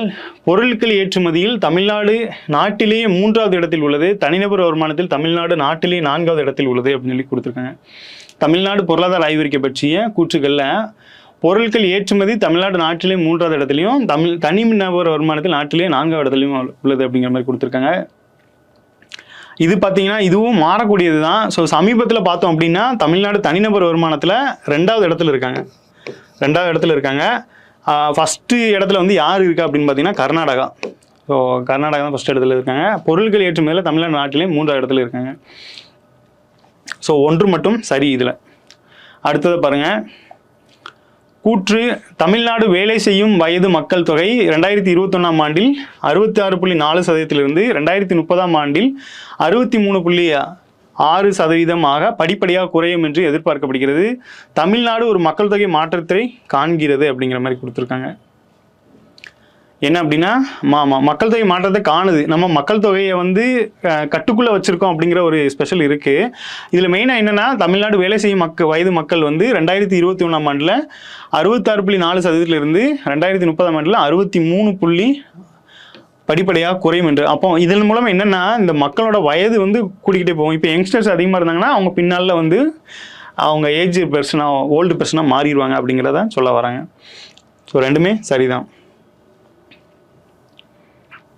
அடுத்ததாக பாருங்கள், இந்திய பொருளாதார ஆய்வறிக்கை பற்றி பின்வரும் கூற்றுகளை கவனியுங்கள்.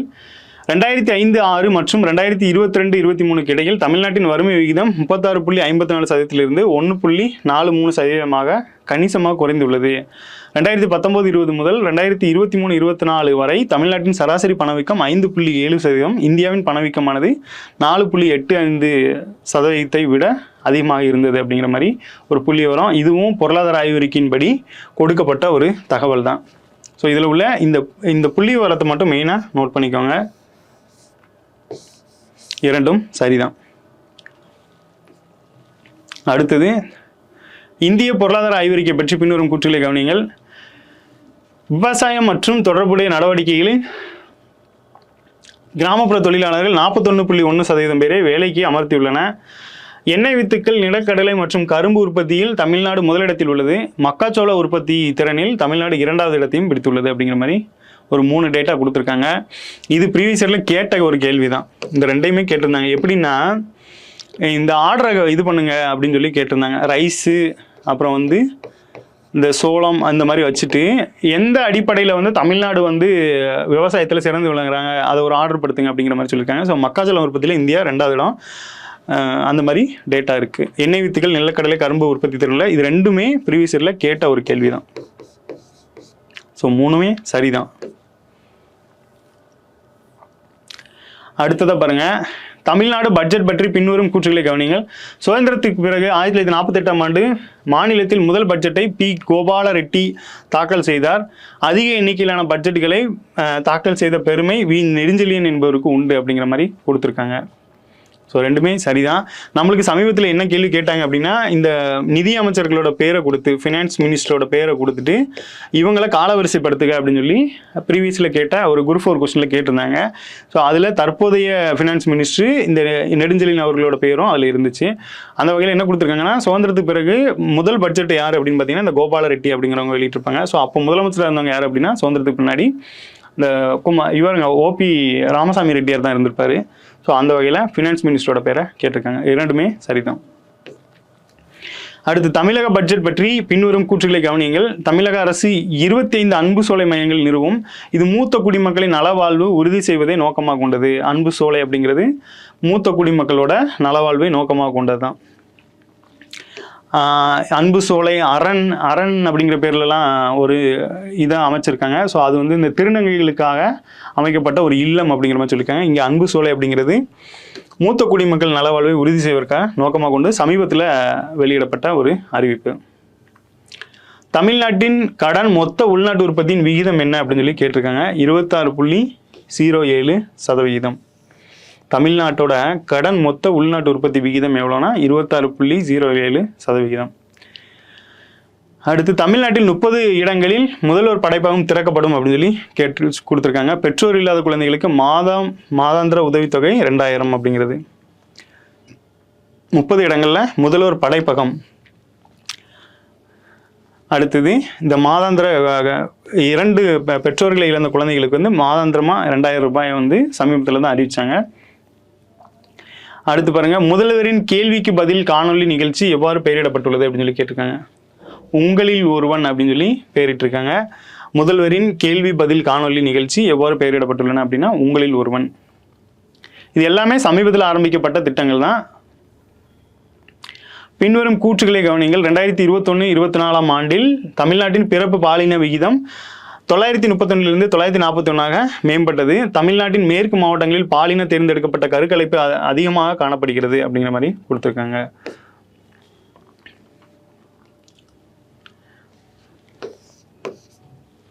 ஸோ இந்த புள்ளி விவரம் தான் முக்கியமானது. So 931 941ஆக மேம்பட்டிருக்கு.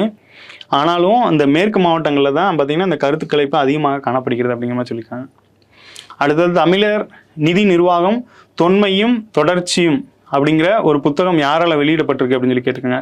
Tamil Nadu fiscal management antiquity and continuity அப்படிங்கிறது யாரால் வெளியிடப்பட்டிருக்கு அப்படின்னா நிதித்துறையால் தான் வெளியிடப்பட்டிருக்கு. ஃபினான்ஸ் மினிஸ்ட்ரி தான் இந்த இதை வெளியிட்டிருக்காங்க. நம்மளுக்கே பார்த்தீங்கன்னா இந்த பணியாளர் நலத்துறைன்னு அப்படிங்கிற ஒன்று இருக்கும். அதுவுமே நிதியமைச்சர் அவரோட கட்டுப்பாட்டு கீழே தான் இந்த நிறுவனமே இயங்கிட்டு வருது.